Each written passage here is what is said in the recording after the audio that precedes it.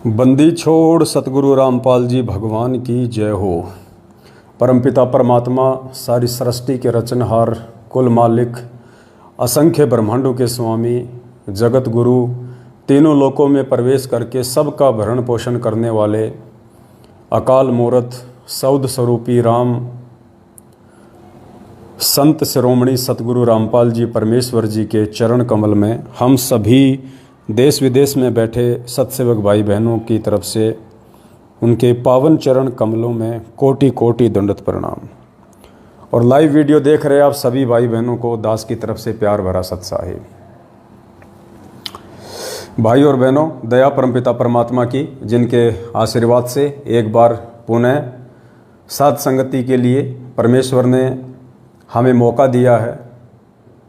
और फेसबुक पे हमारा जो पेज है पवन दास इज़ लाइव, जब आप फेसबुक पे सर्च करेंगे पवन दास इज़ लाइव तो दास का फेसबुक पेज आ जाएगा। सभी भाई बहनों से प्रार्थना है, सच्चाई जानने के लिए और सच्चाई के नज़दीक रहने के लिए आप जी पेज को फॉलो करें, बेल आइकन को दबा दें, ताकि जब भी दास लाइव आए तो सबसे पहला मेरा वीडियो आपके पास में पहुंच जाए। सभी भाई बहन वीडियो को ज़्यादा से ज़्यादा शेयर कर दें। आप भाई बहन वीडियो को शेयर करें, तब तक दास परमात्मा का मंगलाचरण कर लेता है। फेसबुक के सभी ग्रुपों में, फेसबुक की आईडी पे, व्हाट्सएप के ग्रुपों में और पर्सनली आपके संपर्क में जितने भी भगत भाई बहन हैं या आपने जो ब्रॉडकास्ट बना रखे हैं, सभी पर एक बार ये वीडियो का लिंक शेयर कर दीजिए, ताकि ज़्यादा से ज़्यादा संख्या में भगत भाई बहन लाइव जुड़ सकें। और आज के इस वीडियो के 3 मुख्य टॉपिक हैं।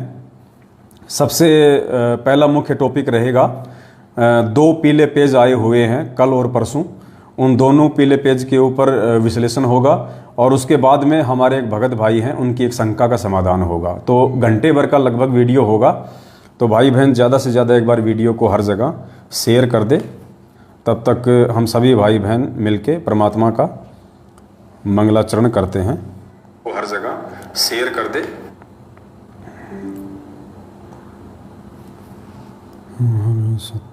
दास भी एक बार अपने मोबाइल से हर जगह शेयर कर देता है।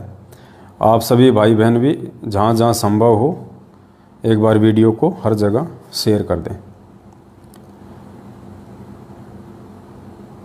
क्योंकि इन दिनों 2 पीले पर्चे आए हुए हैं। दोनों पीले पर्चे बहुत ज़्यादा महत्वपूर्ण हैं, जिसकी जानकारी आप सभी भाई बहनों को देनी अति आवश्यक है, ताकि आपकी आंखें खुलें, आपको सच्चाई का पता चले, आपको हकीकत का पता चले, आपके स्टेट कोऑर्डिनेटर और आपके वर्ल्ड कोऑर्डिनेटर की सच्चाई का भाई बहनों को पता चल सके।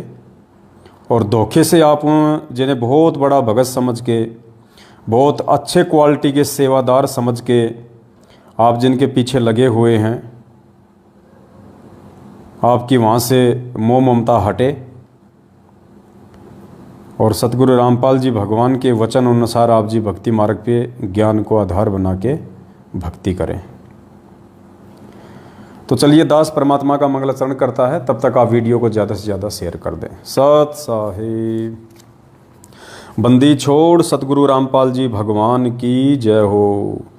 गरीब नमो नमो सतपुरुष को नमस्कार, गुरु की नहीं सुर नर मुनि जन साधवा, संतों सर्वस दीन ही सतगुरु साहिब संत सब दंडोतम प्रणाम। आगे पीछे मध्य हुए तिनको जा कुर्बान, नराकार निर्विषम काल जाल भय भंजनाम, निर्लेपम निज नीर गुणम अकल अनुपबे सुन धुनम, सोहम सुरति समापतम सकल समाना नीरतल, उजल हिरंबर हरदमाम बेपरवा ऐथा है, वार पार नहीं मध्य तम ग्रीव जो सुमर सिद्ध होई, गणनायक गलताना करो अनुग्रह सोही, पारस पद परवाना आदि गणेश मनाऊं, गणनायक देवन देवा चरण कमल लो लाऊं, आदि अंत करु सेवा परम शक्ति संगीतम हृदय सिद्धिदाता सोही अविगत गुण है अतीतम सत्य पुरुष निर्मोही जगदम्बा जगदीशम मंगल रूप मुरारी तन मन अर्पों शीशम भक्ति मुक्ति भंडारी सुर नर मुनि जन ध्यावें ब्रह्मा विष्णु महेशा शेष सहस मुख गावें पूजय आदि गणेशा इंद्र कुबेर सरीखा वरुण धर्म राय ध्यावें सुमरथ जीवन जी का मन इच्छा फल पावें 33 कोटि अधारा ध्यावें 88 उतरे भव जल पारा कट हैं यम की फांसी 33 कोटि अधारा ध्यावें 88 उतरे भव जल पारा कट हैं यम की फांसी। सत साहे बंदी छोड़ सतगुरु रामपाल जी भगवान की जय हो। एक सभी भाई बहनों से दास की हाथ जोड़ के विनती है, दास की प्रार्थना है, केवल एक बार आप जी जब दास लाइव आता है, केवल एक बार आप जी सत साहिब कह के और कमेंट्स में अपना मैसेज डाल दें। उसके बाद में आप बिल्कुल भी मैसेज ना डालें, बिल्कुल भी कोई इमोजी, कोई चित्र, कोई कार्टून, फालतू की बातें कुछ भी ना डालें आप। कमेंट्स को कोई नहीं पढ़ने वाला, कोई नहीं देखने वाला। कोई कुछ भी कमेंट्स कर रहा है नादानी में, हमें कोई उल्टा सीधा बोल रहा है, उनको बोलने दो, वो हमारे भाई बहन हैं, नादान हैं, अभी काल प्रेरित हैं। सिर्फ एक बार आप लोग सत साहिब कह दीजिए, उसके बाद में शांति से बैठ के आप जी लाइव वीडियो देखा करें। दूसरे भाई बहन भी डिस्टर्ब होते हैं बार बार ये मैसेज डालने से। आप केवल एक बार मैसेज डालें, फिर शांत होकर चुपचाप बैठ जाएं। जिस काम के लिए परमात्मा हमें निमित्त बनाते हैं उस काम पे हम ज़्यादा फोकस रखें। तो आज का लाइव वीडियो हम शुरू करते हैं। काफ़ी संख्या में भाई बहन जुड़ चुके हैं। तो सबसे पहले हम शुरू करते हैं एक पीले पेज से। वैसे तो 2 पीले पेज हैं और उसके बाद में एक जोधपुर से हमारे भगत भाई हैं, उनकी एक शंका है, उसके बाद हम उस शंका पे चलेंगे। तो सबसे पहले हम चलते हैं एक पीले पेज पे जो दिनांक 8 जुलाई 2022 को आया था। 8 जुलाई 2022 को ये पीला पेज 2 पृष्ठ का सतलोक आश्रम मैनेजमेंट हरियाणा के द्वारा ये पीला पेज निकाला गया है। दास आपको पढ़ के सुनाएगा, आप ध्यान से पढ़िएगा।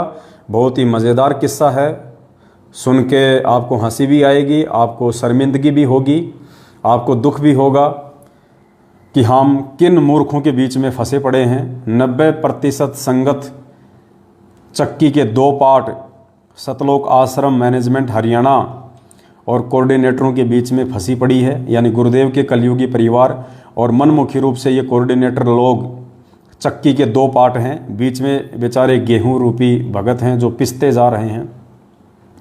तो दिनांक 8 जुलाई 2022 को समय रात्रि को 10:10 पे, बताओ, मतलब रात को 10:15 बजे भी गुरुजी का आदेश आता है इनके पास में हिसार जेल से। 24 घंटे हिसार जेल खुली रहती है इन लोगों के लिए। देखो समय लिखा हुआ, देखो यहाँ साइड में, देखो यहाँ आप लोगों के, देखो समय ये बताओ 10:10 PM। बताओ रात को 10:15 बजे भी हिसार जेल से मैसेज आते हैं गुरुजी के। मतलब इनकी कोई बहुत ऊंची जान पहचान है, कोई मोटा भाई जैसे लोगों से। मन में आता है जब भी गुरुजी को उठा के नींद से और ये लोग मैसेज लिखवा लेते हैं कि गुरुजी पीला पर्चा लिखो फटाफट, टाइम नहीं हमारे पास में, रात को तो टाइम मिलता है हमारे को। तो दिनांक 8 जुलाई 2022 और मैसेज क्या है एक बार सभी भाई बहन ध्यान से पढ़ें। उत्तर प्रदेश की सर्व संगत से प्रार्थना है। उत्तर प्रदेश की संगत के लिए ये पीला पर्चा रात के 10:15 बजे हिसार जेल से गुरुजी से लिखवाया गया है। इन लोगों के अनुसार उत्तर प्रदेश की सर्व संगत से प्रार्थना है कि सतगुरुदेव जी का आदेश आया है कि उत्तर प्रदेश एक बड़ा स्टेट होने के कारण उत्तर प्रदेश को 2 भागों में बांटा गया है। एक पूर्वी उत्तर प्रदेश, दूसरा पश्चिम उत्तर प्रदेश, जिसमें पूर्वी उत्तर प्रदेश में भगत संजीव दास, ये उनके मोबाइल नंबर हैं, संभाग में सेवा संभालेंगे और पश्चिम उत्तर प्रदेश में भगत हरदेश दास संभाग में सेवा संभालेंगे। उत्तर प्रदेश की संगत को ये कह के दो भागों में बांट दिया गया है। उत्तर प्रदेश की संगत के ऊपर दो तानाशाही हिटलर खड़े कर दिए गए हैं, ये कहकर ये बहाना बना के कि गुरुजी का आदेश है, उत्तर प्रदेश बहुत बड़ा है और उत्तर प्रदेश है ना एक भगत के संभलने में नहीं आ रहा, तो उत्तर प्रदेश के दो फाड़ कर दो, दो हिस्से कर दो उत्तर प्रदेश के, एक पूर्वी उत्तर प्रदेश एक पश्चिमी उत्तर प्रदेश। और पूर्वी उत्तर प्रदेश की सेवा संभालेंगे भगत संजीव दास, जो कि पहले से ही उत्तर प्रदेश के स्टेट कोऑर्डिनेटर हैं, संजीव दास। दूसरा कौन संभालेगा? भगत हरदेश दास। तो इन दो महापुरुषों को उत्तर प्रदेश का हिस्सा बांट दिया गया है, उत्तर प्रदेश का विभाजन कर दिया गया है और इन दो महापुरुषों को सेवा दे दी गई है। और संभाग भी लिख दिए हैं, गोंडा, बहराइच, श्रावस्ती, बलरामपुर, बस्ती, सिद्धार्थनगर, संत कबीर नगर, अयोध्या, बाराबंकी, अंबेडकर नगर, सुल्तानपुर, अमेठी, सीतापुर, मतलब आधे जिले तो दे दिए संजीव हुड्डा को, संजीव दास उर्फ संजीव हुड्डा, जो कि बरवाला कांड के समय से ही उत्तर प्रदेश का स्टेट कोऑर्डिनेटर था। और अब इस संजीव दास के साथ में ऐसा क्या हो गया कि अब संजीव दास से उत्तर प्रदेश संभाला ही नहीं जा रहा। ऐसा अचानक से क्या हो गया? जो आदमी पिछले 8 साल से पूरे उत्तर प्रदेश को संभाल रहा है, अब अचानक से ऐसा क्या हो गया कि उत्तर प्रदेश उसके संभालने में नहीं आ रहा और उत्तर प्रदेश के दो भाग कर दिए गए हैं गुरुजी का नाम लेके। दरअसल हकीकत इसके पीछे क्या है वो आपको दास बताएगा। 14 जून 2022 को उत्तर प्रदेश में भी इन्होंने एक फर्जी आश्रम बना रखा है शामली में।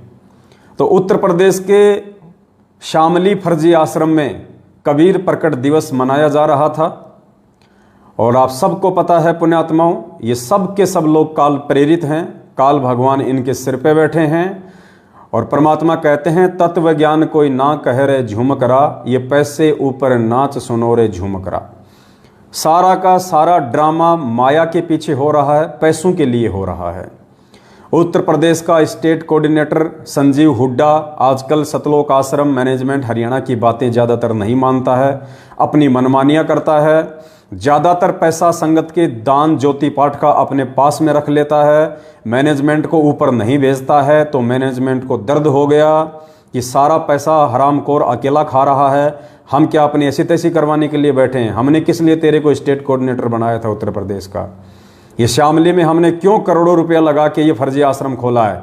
तेरे अकेले का पेट भरने के लिए, तेरे अकेले का घर भरने के लिए? हम क्या खाएंगे? भैंस का गोबर हमें कौन देगा फिर कमा कमा के?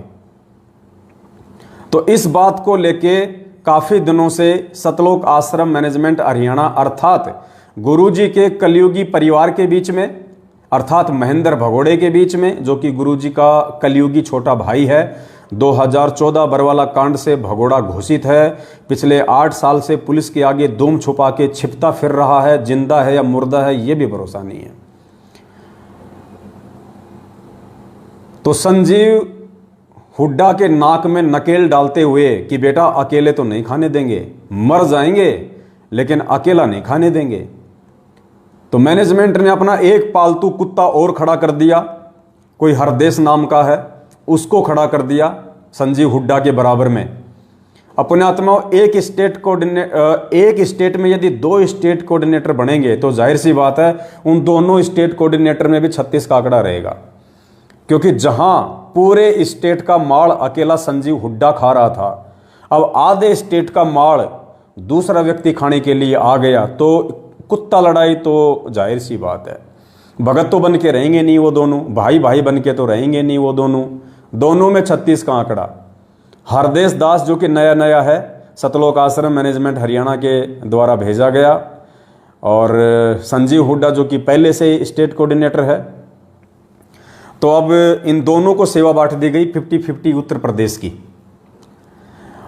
और मजेदार वाकया क्या हुआ, हजारों की संख्या में संगत ने भी अपनी आंखों से देखा।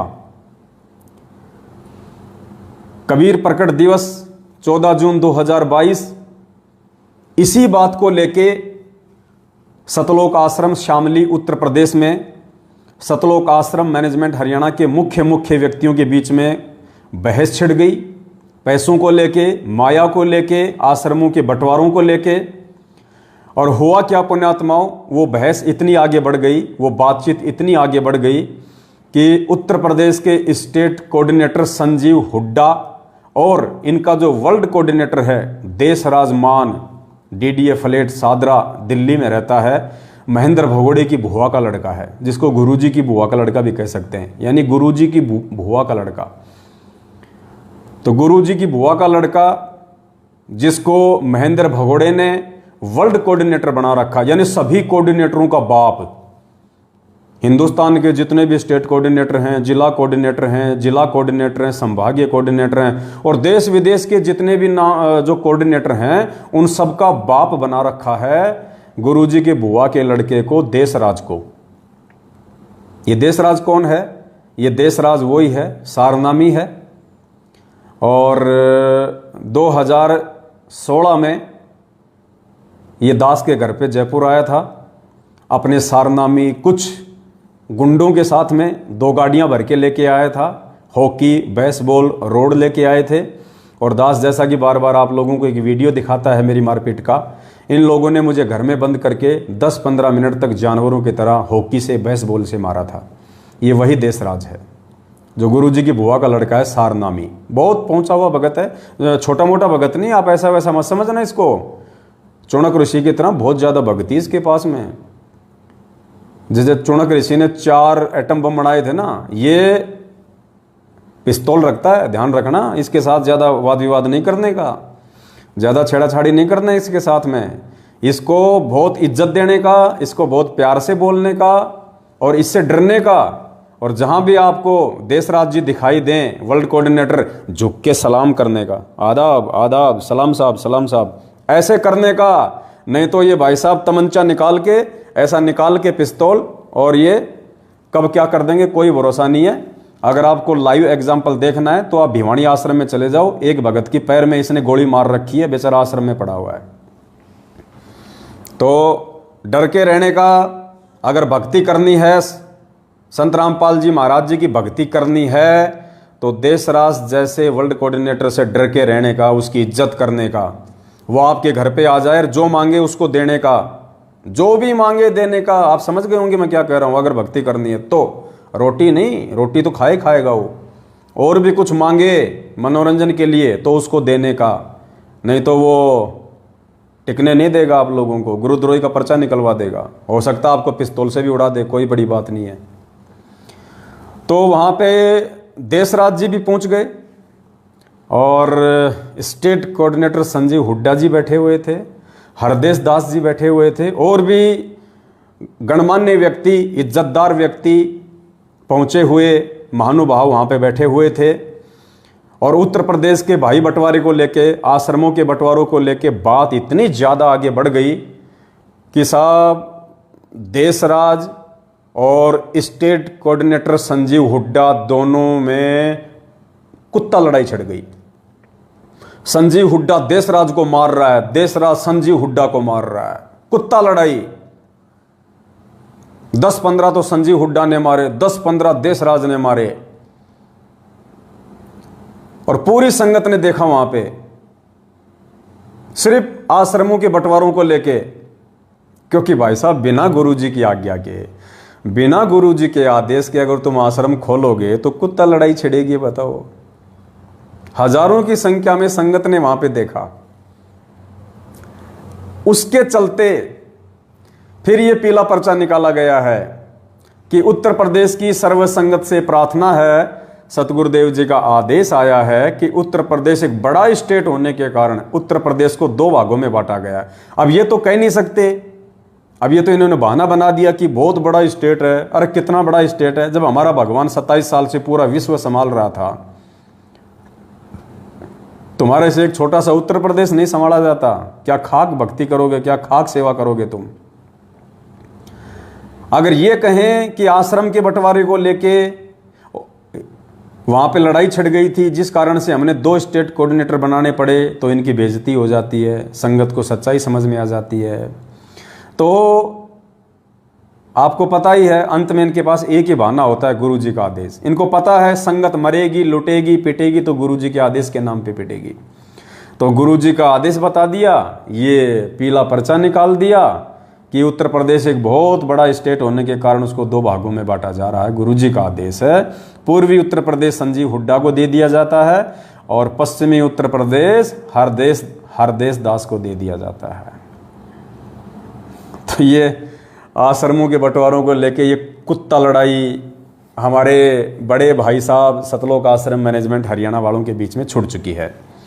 अब दास आपको थोड़ा सा इनका चरित्र भी बता देता है, दोनों महापुरुषों का। देखो जी, देश राज्य के बारे में मैं ज़्यादा देखो कुछ नहीं बोलूँगा, हाँ, क्योंकि देखो बंदूक रखता है वो, पिस्तौल रखता है भाई उसका कोई भरोसा नहीं भाई, कब किसके पैर में मार दे, कब किसकी कनपटी में मार दे, क्योंकि ये तो गुंडे आदमी हैं, ये भगत तो है नहीं, ये तो गुंडे आदमी हैं, माफिया हैं, गैंगस्टर टाइप के आदमी हैं। ये तो खाली भगत तो खाली एक लिबास पहन रखा है, भगत का तो खाली एक चोला पहन रखा है। जैसे राजनीति में आने के बाद में राजनेता लोग होते हैं, वो सफ़ेद सफ़ेद कपड़े तो केवल दिखावे के लिए पहनते हैं कि हम बहुत शांति प्रिय आदमी हैं, बहुत शांति पसंद आदमी हैं, हम बहुत सीधे साधे आदमी हैं। देखो खाली एक 200-500 रुपये का कुर्ता पजामा पहनते हैं खादी का, वो तो केवल जनता में दिखाने के लिए, अंदर वो क्या क्या करते हैं वो सबको पता है। तो देश राज जी देखो भाई साहब बहुत पहुँचे हुए गुंडे हैं, मैं उनके बारे में ज़्यादा कुछ बोलूँगा नहीं। और ऐसे गुंडे सदियों के बाद कभी कभी कोई माता पैदा करती है, तो उस माता को भी मेरा नमन है जिसने ऐसा महान गुंडा पैदा कर दिया संत रामपाल जी भगवान की संगत को बर्बाद करने के लिए। हाँ भाई, थोड़ी इज्जत से बोला करो, ऐसे मत बोला करो उनको गुंडा उंडा। हाँ, ऐसे वो गर्म खोपड़ी का आदमी है, आपने देखी नहीं उसकी फोटो? दिखाऊं क्या? एक सेकंड, कहाँ गए गुंडे महाराज? वो देशराज जी महाराज कहाँ गए? ये देखिए, देखा शकल से ही गुंडा लग रहा है, एक नंबर का। बताओ, इज्जत दिया करो जब तुम्हारे घर पे आऊँ मैं, तो कभी ये सलाम ठोका करो इनको, नहीं तो ये बगल में पिस्तौल रखता है, लाइसेंस भी ले रखा है, ध्यान रखना, मारने के बाद में फिर कुछ नहीं। और संजीव हुड्डा जी के भी दर्शन करवा देते हैं आपको थोड़े से। ये देखिए, ये हैं संजीव हुड्डा जी, ये देखिए, ये संजीव हुड्डा है उत्तर प्रदेश का स्टेट कोऑर्डिनेटर, जो अकेला अरे नालायक इंसान, थोड़ा थोड़ा उनको भी दे देता। अब गया ना है, अगर थोड़े थोड़े टुकड़े अगर उन बड़े कुत्तों को भी डालता रहता और थोड़े थोड़े टुकड़े तू भी खाता रहता तो नहीं जाता ना उत्तर प्रदेश हाथ से, हैं? अब करवा लो अपनी ऐसी तैसी, दे दिया आधा उत्तर प्रदेश अपने मामा जी को। मूर्ख आदमी, सलाह ले लेता, 7 साल से शंका समाधान कर रहे हैं, अकेले में फ़ोन कर देता कि भगत जी मेरी ऑडियो को वायरल मत करना और मेरे को ये सलाह दे दो, ऐसी स्थिति में मेरे को क्या करना चाहिए, तो दास तेरे को बता देता। मूर्ख आदमी, ना घर का रहा ना घाट का, धोबी का कुत्ता बन के रह गया, आधा उत्तर प्रदेश दे दिया। ऐसे 7 साल से ऐसे ही रगड़म पट्टी खेल रहा था क्या? नालायक आदमी। ऐसे मूर्ख व्यक्ति पैदा हो गए दुनिया में, अब क्या बताएं। अब तो सबसे पहले दास आपको देशराज जी का थोड़ा सा चरित्र दिखा देता है कि ये कितने बड़े सारनामी हैं, कितने बड़े भगत हैं। ये धन्य है इसकी माता जिसने इतना बड़ा गाड़ीबाज पैदा किया और फिर इसको संत रामपाल जी की संगत से काल भगवान ने जोड़ दिया भगतों की ऐसी तैसी करने के लिए, जो आज कर भी रहा है सबका बाप बन के, स्टेट कोऑर्डिनेटर बन के। तो थोड़ी सी इसकी झलक दास आपको दिखा देता है देशराज जी की। जी लगा के बोला करो भाई इनको, ऐसे छोटा मोटा आदमी नहीं आजकल, ये बहुत बड़ा आदमी है।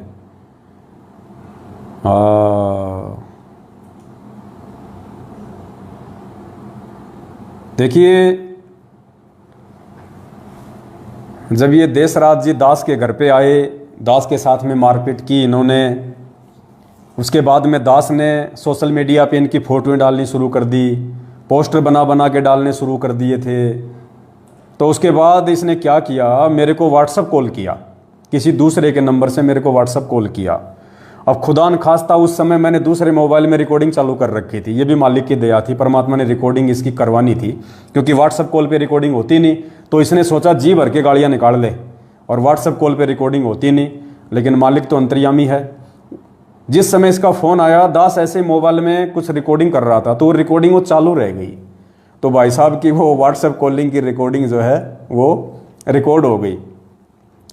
तो जब मैंने इसके फोटो डालने शुरू किए सोशल मीडिया पे, तो ये तो सामाजिक आदमी है, ये तो समाज में ज़्यादा उठता बैठता है, इसका तो भाईचारा जगत में ज़्यादा है, भगतों में भाईचारा कम है, जगत में ज़्यादा है। तो इसने देखा कि तेरी तो फोटो वायरल हो रही है, तेरी तो बेइज्जती हो जाएगी, लोग तेरे बारे में क्या सोचेंगे अगर तेरे किसी यार दोस्त ने, तेरे किसी माफिया गैंगस्टर भाई ने अगर देख लिया, तो तेरी तो इज्जत कहीं की नहीं रहेगी। तो गुस्से में भर के इसने दास को फ़ोन किया, और क्या बोलता है, ऑडियो ध्यान से सुनना। ये दास को कहता है कि हरामजादे मेरी फ़ोटो क्यों डाल रहा है। दास ने कहा भी डालूंगा, एक बार नहीं 1000 बार डालूंगा। तो कहा कि तेरी छोरी को मैं कोठे पे बैठा दूंगा। क्या बोला देशराज, तेरी लड़की को कोठे पे बैठा दूंगा। कोठे पे मतलब इसके कोठे वालियों से भी संपर्क है भाई साहब। देशराज दिल्ली वाले के, सतलोक आश्रम मैनेजमेंट हरियाणा के, गुरुजी के बुआ के लड़के के, देशराज मान के, जो सादरा में डीडीए फ्लैट में रहता है, साथ में पिस्तौल रखता है, गुंडे जैसी शक्ल वाला है, वो बोला कि तेरी छोरी को अर्थात तेरी बेटी को मैं कोठे पे बैठा दूंगा अगर तूने दोबारा मेरी फोटो डाली तो। इसका मतलब कोठे वालियों से भाई साहब के गहरे संबंध हैं दिल्ली में कोठे वालियों से इसके बहुत गहरे संबंध हैं। वरना ऐसे कौन बैठा देगा, ऐसे कौन बैठाएगा, कौन बैठाने देगा ऐसे कोठों पे भाई किसी भी अनजान को। तो ये बात वही कह सकता है जिसके ऑलरेडी कोठे वालियों से, वेश्याओं से जिसके संपर्क हैं। तो देख लो भाई, तुम्हारा स्टेट कोऑर्डिनेटर, ये तुम्हारा वर्ल्ड कोऑर्डिनेटर, और हाँ ये तो वर्ल्ड कोऑर्डिनेटर है भाई, इसकी तो मतलब विदेशों तक इसकी कोठेवालियों से जान पहचान होगी फिर तो, क्योंकि विदेशों में भी जाता है ये तो कोठेवालियों के तो आपस में लिंक होते हैं देश विदेश में। तो इसके तो भाई ये तो विदेशों में भी बैठा सकता है कोठे पे। तो बोला तेरे लड़के को कोठे पे बैठा दूंगा। एक सारनामी के वचन है ये, एक सारनामी भगत के वचन, गुरुजी के रिश्तेदार के वचन, जिनको कुछ संगत का मूर्ख तबका बहुत बड़ा भगत समझ के अपने आप को धन्य मानता होगा जब ये उसके घर पे आता होगा। और नालायक को ये पता नहीं कि जब ये तुम्हारे घर पे आता होगा तो इसकी नज़र तुम्हारी बहन बेटियों पे रहती होगी। क्योंकि परमात्मा कहते हैं कुत्ते की नज़र हड्डी पे रहती है और सूअर की नज़र टट्टी पे रहती है। कुत्ते की हड्डी पे, सूअर की टट्टी पे। और ऐसे जो माफिया टाइप के जो व्यक्ति होते हैं, जो भगत के नाम पे गुंडे, तो उनकी नज़र कहाँ रहती होगी सोचो। जो मुझ पवन दास को, एक भगत को, अपने भगत भाई को ये कह रहा है कि तेरी बेटी को मैं कोठे पे बैठा दूंगा, तो ऐसा व्यक्ति, ऐसा वर्ल्ड कोऑर्डिनेटर जब आपके घर पे आएगा तो उसकी नज़र आपकी माँ और बहन बेटी पे रहेगी। यदि युवा है तो बूढ़ियों पे नज़र नहीं डालता ये, क्योंकि वर्ल्ड कोऑर्डिनेटर है, इसको क्या कमी है भाई साहब। बूढ़ी औरतों पे क्यों नज़र डालेगा ये। अनाप शनाप संगत का पैसा करोड़ों की संख्या में है। जब मर्जी आवे, इसने अपना पासपोर्ट बनवा रखा, वीज़ा इसके जेब में रहता है। जब मर्जी अमेरिका जाए, जब मर्जी नेपाल जाए, जब मर्जी पाकिस्तान जाए, क्योंकि वर्ल्ड कोऑर्डिनेटर है। हराम का पैसा 24 घंटे इसकी जेब में रहता है संगत का। तो ये बड़ी बूढ़ियों पे क्यों नज़र डालेगा, ये तो जवान पे नज़र डालेगा। तो भाई साहब सोच समझ के अपने घर पे इसको बुलाओ, तो सोच समझ के बुलाना। वर्ल्ड कोऑर्डिनेटर, फिर तुम इसको रोक भी नहीं पाओगे, तुम इसको दबा भी नहीं पाओगे, तुम इसको रोक भी नहीं पाओगे, क्योंकि वर्ल्ड कोऑर्डिनेटर है। अगर भक्ति करनी है तो फिर इसकी हर बात माननी पड़ेगी, गुलामी सहन करनी पड़ेगी। तो सुनिए देशराज भाई साहब क्या कह रहे हैं कि तेरी छोरी को कोठे पे बैठा दूंगा। और फिर दास को क्या कह रहा है कि अपने साले के मुंह में मूतूंगा, अपने साले के मुंह में मूतूंगा। बताओ, मेरे मुंह में मूतेगा वो। अब बताओ, इसने मुंह में मूतने की रिहर्सल भी कर रखी है। अब हो सकता है अपने परिवार वालों के मुंह में मूतता होगा ये, तो इसने वो रिहर्सल कर रखी है मुंह में मूतने की। वरना ऐसे कैसे मूत देगा मुंह में, एक बात बताओ, ऐसे कैसे मूत देगा। तो इसको अच्छे से पता है कि मुंह में कैसे मूता जाता है। वर्ल्ड कोऑर्डिनेटर भाई, पावर है इसके पास, मुंह में मूत दे, आंख में मूत दे, मूत दे तो मूत दे, कौन सी बड़ी बात है बताओ। घर की भाई लिखने वाला काका, इसको कौन रोक दे भाई साहब। तो ये बहुत पहुंचा हुआ आदमी है, बहुत पहुंचा हुआ महापुरुष है। सतलोक आश्रम मैनेजमेंट हरियाणा का वर्ल्ड कोऑर्डिनेटर, महेंद्र भगोड़े की बुआ का लड़का, देशराज मान। फोटो एक बार फिर से दिखा देता हूँ भाई बहनों को, ध्यान रखना। ये ऐसा ऐरा गैरा आदमी नहीं है, कहीं तुम सोचो ऐसे ऐरा गैरा आदमी है, वर्ल्ड कोऑर्डिनेटर है। देखो ये देखो, शक्ल से देखो कितना बड़ा गुंडा लग रहा है। देखो मुंह देखो इसका, ऐसा लग रहा है जैसे इसने भी कई बार मुंह में मुतवाया हो। देखो हाँ, चलिए अब चलते हैं अपन भाई साहब के एक उस वीडियो के ऊपर जिसका दास ने अभी जिक्र किया था कि अपने साले के मुंह में मुतूंगा और तेरी छोरी को कोठे पे बैठा दूंगा। ठीक है भाई साहब, बैठा सकते हो तुम, काल का लोग है, तुम काल के एजेंट हो, तुम्हें कौन रोके। तो ध्यान से सुनो भाई बहनों। हेलो हेलो हेलो हेलो, हाँ लिया, हेलो हाँ जी, कौन बोल रहे हो? कौन बोल रहे हो? कौन बोल रहे हो? तेरा बाप बोल रहा हूँ। तेरी सारी तो छोड़ दिया था, पता नहीं छोड़ने का तुझे ध्यान रखिए कब तेरे। मैं बोला रे भाई साहब कौन बोल रहे हो? बोले तेरा बाप बोल रहा हूँ। अरे मेरे बाप को तो मरे हुए 1.5 साल हो गई। तेरा बाप बोल रहा हूँ मेरे साले, अब का तो तने छोड़ दिया था, अब की बार नहीं छोड़ने का। बताओ, मतलब 2016 में तो तेरे को मार के नहीं गए, छोड़ दिया था, अब की बार नहीं छोड़ूंगा, तेरा बाप बोल रहा हूँ। वाह जी बापू जी। देशराज, मेरा भी दूसरा नाम देशराज ही है, गांव में मेरे को देशराज ही कहते हैं। पवन तो मेरा डॉक्यूमेंट्स में नाम है, बाकी मेरे रिश्तेदार गांव वाले सब मेरे को देशराज ही कहते हैं। तो बोलो देशराज का देशराज बाप। यार कमाल के स्टेट कोऑर्डिनेटर पाल रखे हैं महेंद्र भगोड़े ने भाई, कमाल के गुंडे पाल रखे हैं भाई, तगड़े। हेलो हेलो हेलो, हाँ लिया, हेलो हाँ जी, कौन बोल रहे हो? कौन बोल रहे हो? कौन बोल रहे हो? तेरा बाप बोल रहा हूँ। तेरी सारी तो छोड़ दिया था, पता नहीं छोड़ने का तुझे ध्यान रखिए कब तेरे दिमाग में क्रॉस बहने हो। कौन बोल रहे हो बड़े भैया? छोड़ दिया तो बच्ची नहीं उठाऊंगा, आगे से उठाऊंगा उठ में जो तो बड़ा बड़ा लैंडलॉर्ड है क्या? अरे यार गाड़ी थोड़ी निकालते भाई साहब ऐसे। नहीं गाड़ी नहीं निकालते, तू ये काम क्यों कर रहा तू? हाँ कैसे होगी, मेरी फोटो लगाकर बदतमीजी भेजेगी मुझे। भाई साहब आप अपने आप को परम संत रामपाल जी महाराज के शिष्य कहते हो और आप गालियां निकाल रहे हो, कैसे भगत हो आप? तू कौन होता है मेरे सब पूछने वाला? पूछने वाला क्यों नहीं होता हूँ मैं? जो गाली निकालेगा उससे सवाल जवाब नहीं किया जाता क्या? अरे तू फोटो कैसे डाला मैंने?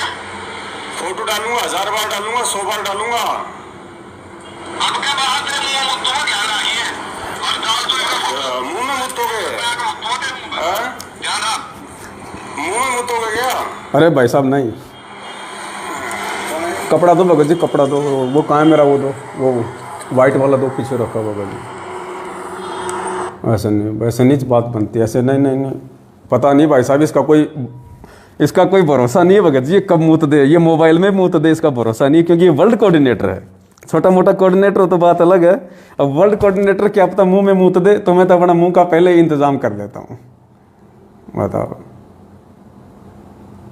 कौन बोल रहे हैं? तेरा बाप बोल रहा हूँ।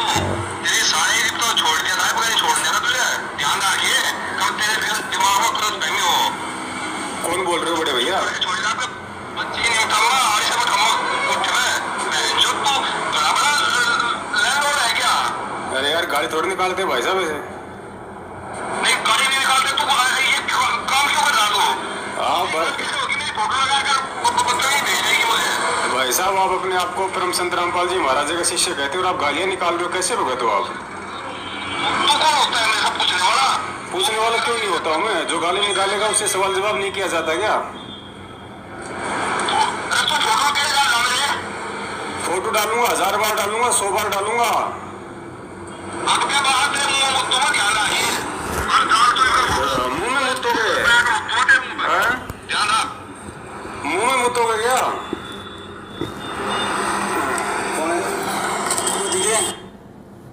तो भाई और बहनों, जय बोलो मुंह में मूतने वाले बाबा की जय हो, देश राजमान की जय हो, सतलोक आश्रम मैनेजमेंट वर्ल्ड कोऑर्डिनेटर मुंह में मूतने वाले बाबा की, मूतनाथ बाबा की जय, मूतनाथ बाबा की जय हो। सावधान, अगर किसी के पास ये ना हो तो बोतल रखा करो, और कभी मिल जाए ये मूतनाथ बाबा और मूतने की इच्छा हो जाए तो बोले बाबा बोतल में मूत दे, मेरे को तो माफ कर, बोतल में मूत दे, ज्यादा मूतने की इच्छा हो रही है तो थोड़ा सावधान रहना। ये सतलोक आश्रम मैनेजमेंट हरियाणा है, कोई छोटे मोटे, कोई गली के, कोई छोटे मोटे, कोई उठाई गिरे थोड़ी हैं। ये पहुंचे हुए गुंडे हैं, पहुंचे हुए गुंडे, इंटरनेशनल गुंडे, छोटे मोटे गुंडे नहीं है, इंटरनेशनल गुंडे हैं ये। तो एक तो ये शामली आश्रम में जो कुत्ते की तरह वहां पे मारपीट कर रहा था, लड़ाई लड़ रहा था, और दूसरा कौन, संजीव हुड्डा, उत्तर प्रदेश का स्टेट कोऑर्डिनेटर संजीव हुड्डा। अब संजीव हुड्डा की आपको ऑडियो सुनाते हैं। गालीबाज संजीव हुड्डा, पहले जो रामचंद्र जी थे कानपुर वाले, वो हमारे साथ में थे, बीच में अभी वो थोड़े से रास्ते से डगमग हो गए हैं, चलो कोई बात नहीं, जितने उनके संस्कार थे। तो उस समय रामचंद्र जी ने संजीव हुड्डा से बात करी थी, क्योंकि पहले ये जब हमने जो बरवाला कांड हुआ था ना 2014 में, तो ये क्या करते थे मैनेजमेंट वाले, 18 नवंबर के दिन हर साल ये काला दिवस मनाते थे। तो रामचंद्र जी ने सवाल किया, भाई काला दिवस क्यों मना रहे हो, लखनऊ में क्या कर रहे हो, 18 नवंबर को क्या कर रहे हो। तो स्टेट कोऑर्डिनेटर भाई साहब क्या कह रहे हैं पता है, बातों बातों में रामचंद्र जी को कह रहे हैं कि रे रामचंद्र, रंडी के बीज, बताओ रंडी के बीज, बताओ। अब ये तो कोई रांडबाजी बोल सकता है ऐसी भाषा, तो रंडी का बीज तो कोई भगत तो बोलेगा नहीं, और वो भी स्वारनामी संजीव हुड्डा, स्वारनामी भगत, और उत्तर प्रदेश के सभी भगतों का मसीहा, स्टेट कोऑर्डिनेटर, और एक भगत को क्या कह रहा है, रंडी के बीज। तो भाई ये तो कोई रांडबाजी बोल सकता है, छोटे मोटे मेरे जैसे की तो औकात नहीं भाई मैं किसी को रंडी का बीज बोल दूं, क्योंकि मुझे तो पता है कि सामने वाला भगत और मैं भगत है, उसकी माँ मेरी माँ। अगर मैं दूसरे भगत की माँ को, दूसरे भगत को गाली दूं कि रंडी के बीज, तो सोचो मैंने तो मेरी माँ को रंडी बोल दिया, मेरी माँ को। तो संजीव हुड्डा को ये पता नहीं कि तूने रामचंद्र जी को नहीं, तूने अपनी माँ को रंडी बोल दिया, अपनी माँ को। बताओ, आज इनका खून तो खोल रहा होगा तगड़ा कि बेटा अब की बार मिल गए तो सरी कलम करेंगे इसका तो। परमात्मा कहते हैं सिर पे साई सत्य है तो को क्या बहेरे, तुम्हारे जैसे रांडबाज। तो देखो भक्तों, जो नए भाई बहन है ना, उनको विचार करना चाहिए इन बातों पे। तुम किन लोगों को अपने घरों पे बुलाते हो, तुम किन दो कौड़ी के टुच्चे, किन दो कौड़ी के टुच्चे गुंडे मवालियों की तुम गुलामी कर रहे हो। भगत के नाम पे धब्बे, जिनको बोलने तक की तमीज नहीं, भगतों को कह रहे हैं रंडी के बीज। सुनाऊंगा भी, वो कह रहा है कि अपने साले के मुंह में मूतूंगा, तेरी छोरी को कोठे पे बैठा दूंगा, बहन की गाड़ी निकाल रहा है। ये जो नई संगत है ना, जो नई संगत जुड़ रही है फर्जी नामदान केंद्रों से, मेरी उन सभी भाई बहनों से प्रार्थना है, तुम इंसान हो या जानवर हो। अगर तुम जानवर हो, तुम्हारे अंदर बुद्धि नहीं है, तब तो ठीक है। बेबुद्धि लोगों को तो ऐसे ही गुंडे मवाली लोगों के हाथों में रहना चाहिए। अगर तुम इज्जतदार हो, तुम समझदार हो, अगर तुम इंसान हो और संत रामपाल जी के तत्वज्ञानी भगत हो, उसके बाद भी तुम ऐसे टुच्चे गुंडे मवाली, दो कौड़ी की औकात वाले भक्तों को रंडी के बीज बोलने वाले, मुंह में मूतने वाले मूतनाथों के पीछे तुम चल रहे हो, और अपना वर्ल्ड कोऑर्डिनेटर बना के, स्टेट कोऑर्डिनेटर बना के तुमने उनको अपने सिर पे बैठा रखा है ताज की तरह।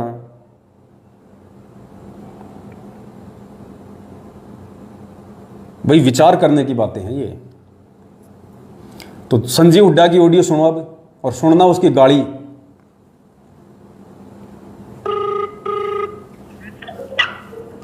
हेलो, संजीव हुड्डा जी साहब, कानपुर से रामचंद्र। सुना 18 तारीख को लखनऊ में क्या कर रहे हैं भगत जी? क्या करना है?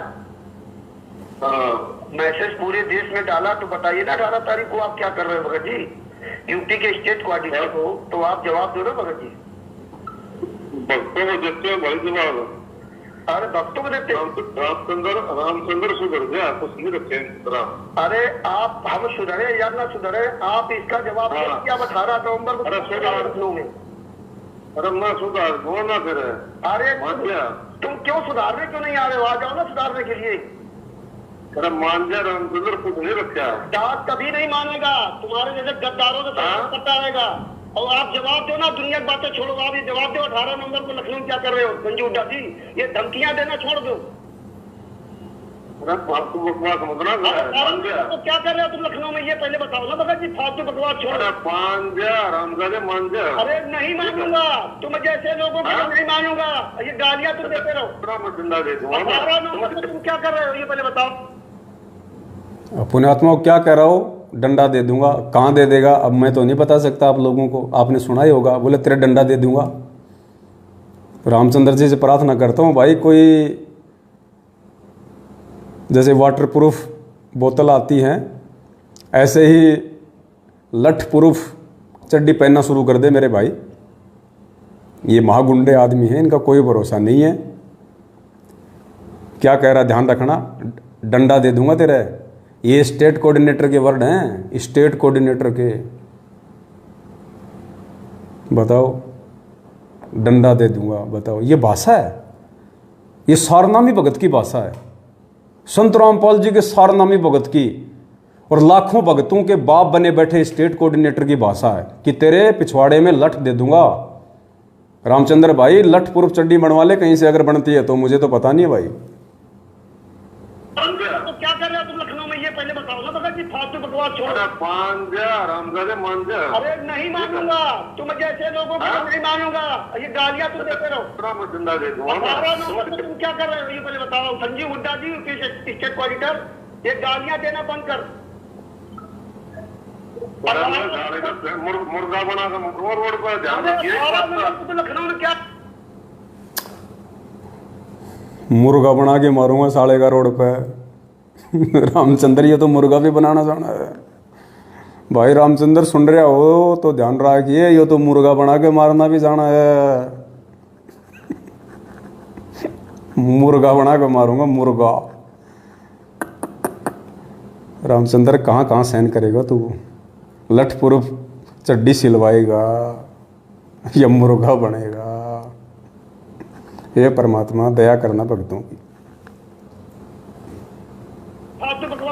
मान जा रामजादे, मान जा। अरे नहीं मानूंगा, तुम जैसे लोगों को नहीं मानूंगा। ये गालियां तुम देते रहो। 18 नवंबर को तुम क्या कर रहे हो ये पहले बताओ। संजीव हुड्डा जी, स्टेट कोऑर्डिनेटर, ये गालियां देना बंद कर। मुर्गा बना रोड पर ध्यान रखिए। लखनऊ में क्या कर रहा है? तुम क्या करोगे? तुम तो कानपुर नहीं दिखाने। तेरा मुर्गा बना कर मारूंगा, ध्यान रखिए इस बात का। अरे रामपाल जी महाराज के वास्तव शिष्ट हो, ध्यान रखिए। बहुत बकवास कर दी है संजीव हुड्डा जी। अगर वास्तव साले का कान को मारूंगा, रामजादा बकवास करे। अगर संजीव हुड्डा जी रामपाल जी महाराज के वास्तव शिष्ट हो तो आप कानपुर आकर के मैंने रोकने की औलाद हो। आप रंडी के बीज। अरे रंडी के बीज। पहले तो मुझे ऐसा लगा जैसे एक पेड़ आता है अरंडी का, एक अरंडी का पेड़ आता है जिसके अंदर मूंगफली जैसे दाने आते हैं, जिसका तेल निकलता है। तो पहले तो मैंने सोचा कि इसने बोला अरंडी के बीज, तो मैंने कहा तो बहुत अच्छी बात है, बताओ रामचंद्र अरंडी का बीज है, फिर तो तेल तो लाने की जरूरत पड़ती है नहीं कि खुद ही निकाल लेता होगा। फिर मैंने ध्यान से सुनी ऑडियो, तो इसमें क्या था, अरंडी के बीज। कहाँ अरंडी और कहाँ रंडी। उत्तर प्रदेश के नए नए भक्तों, इसने रामचंद्र को रंडी की गाली नहीं दी। रामचंद्र भी एक भगत है, और तुम उत्तर प्रदेश के लाखों की संख्या में जुड़े हुए भी भगत हो। इसने अकेले रामचंद्र को रंडी का बीज नहीं कहा, इसने उत्तर प्रदेश की सारी संगत को रंडी का बीज कहा है। उत्तर प्रदेश की संगत की सभी माताओं को आपके स्टेट कोऑर्डिनेटर ने रंडी कहा है, रंडी। विचार करने की बातें हैं ये, विचार करने की बातें हैं। तो आप कानपुर आकर के मैंने रोकने की औलाद हो आप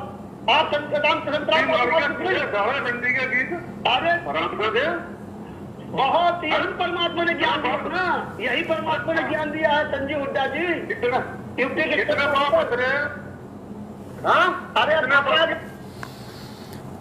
अपने आत्मा और परमात्मा कहते हैं, हाथ कंगन को आरसी क्या, पढ़े लिखे को फारसी क्या।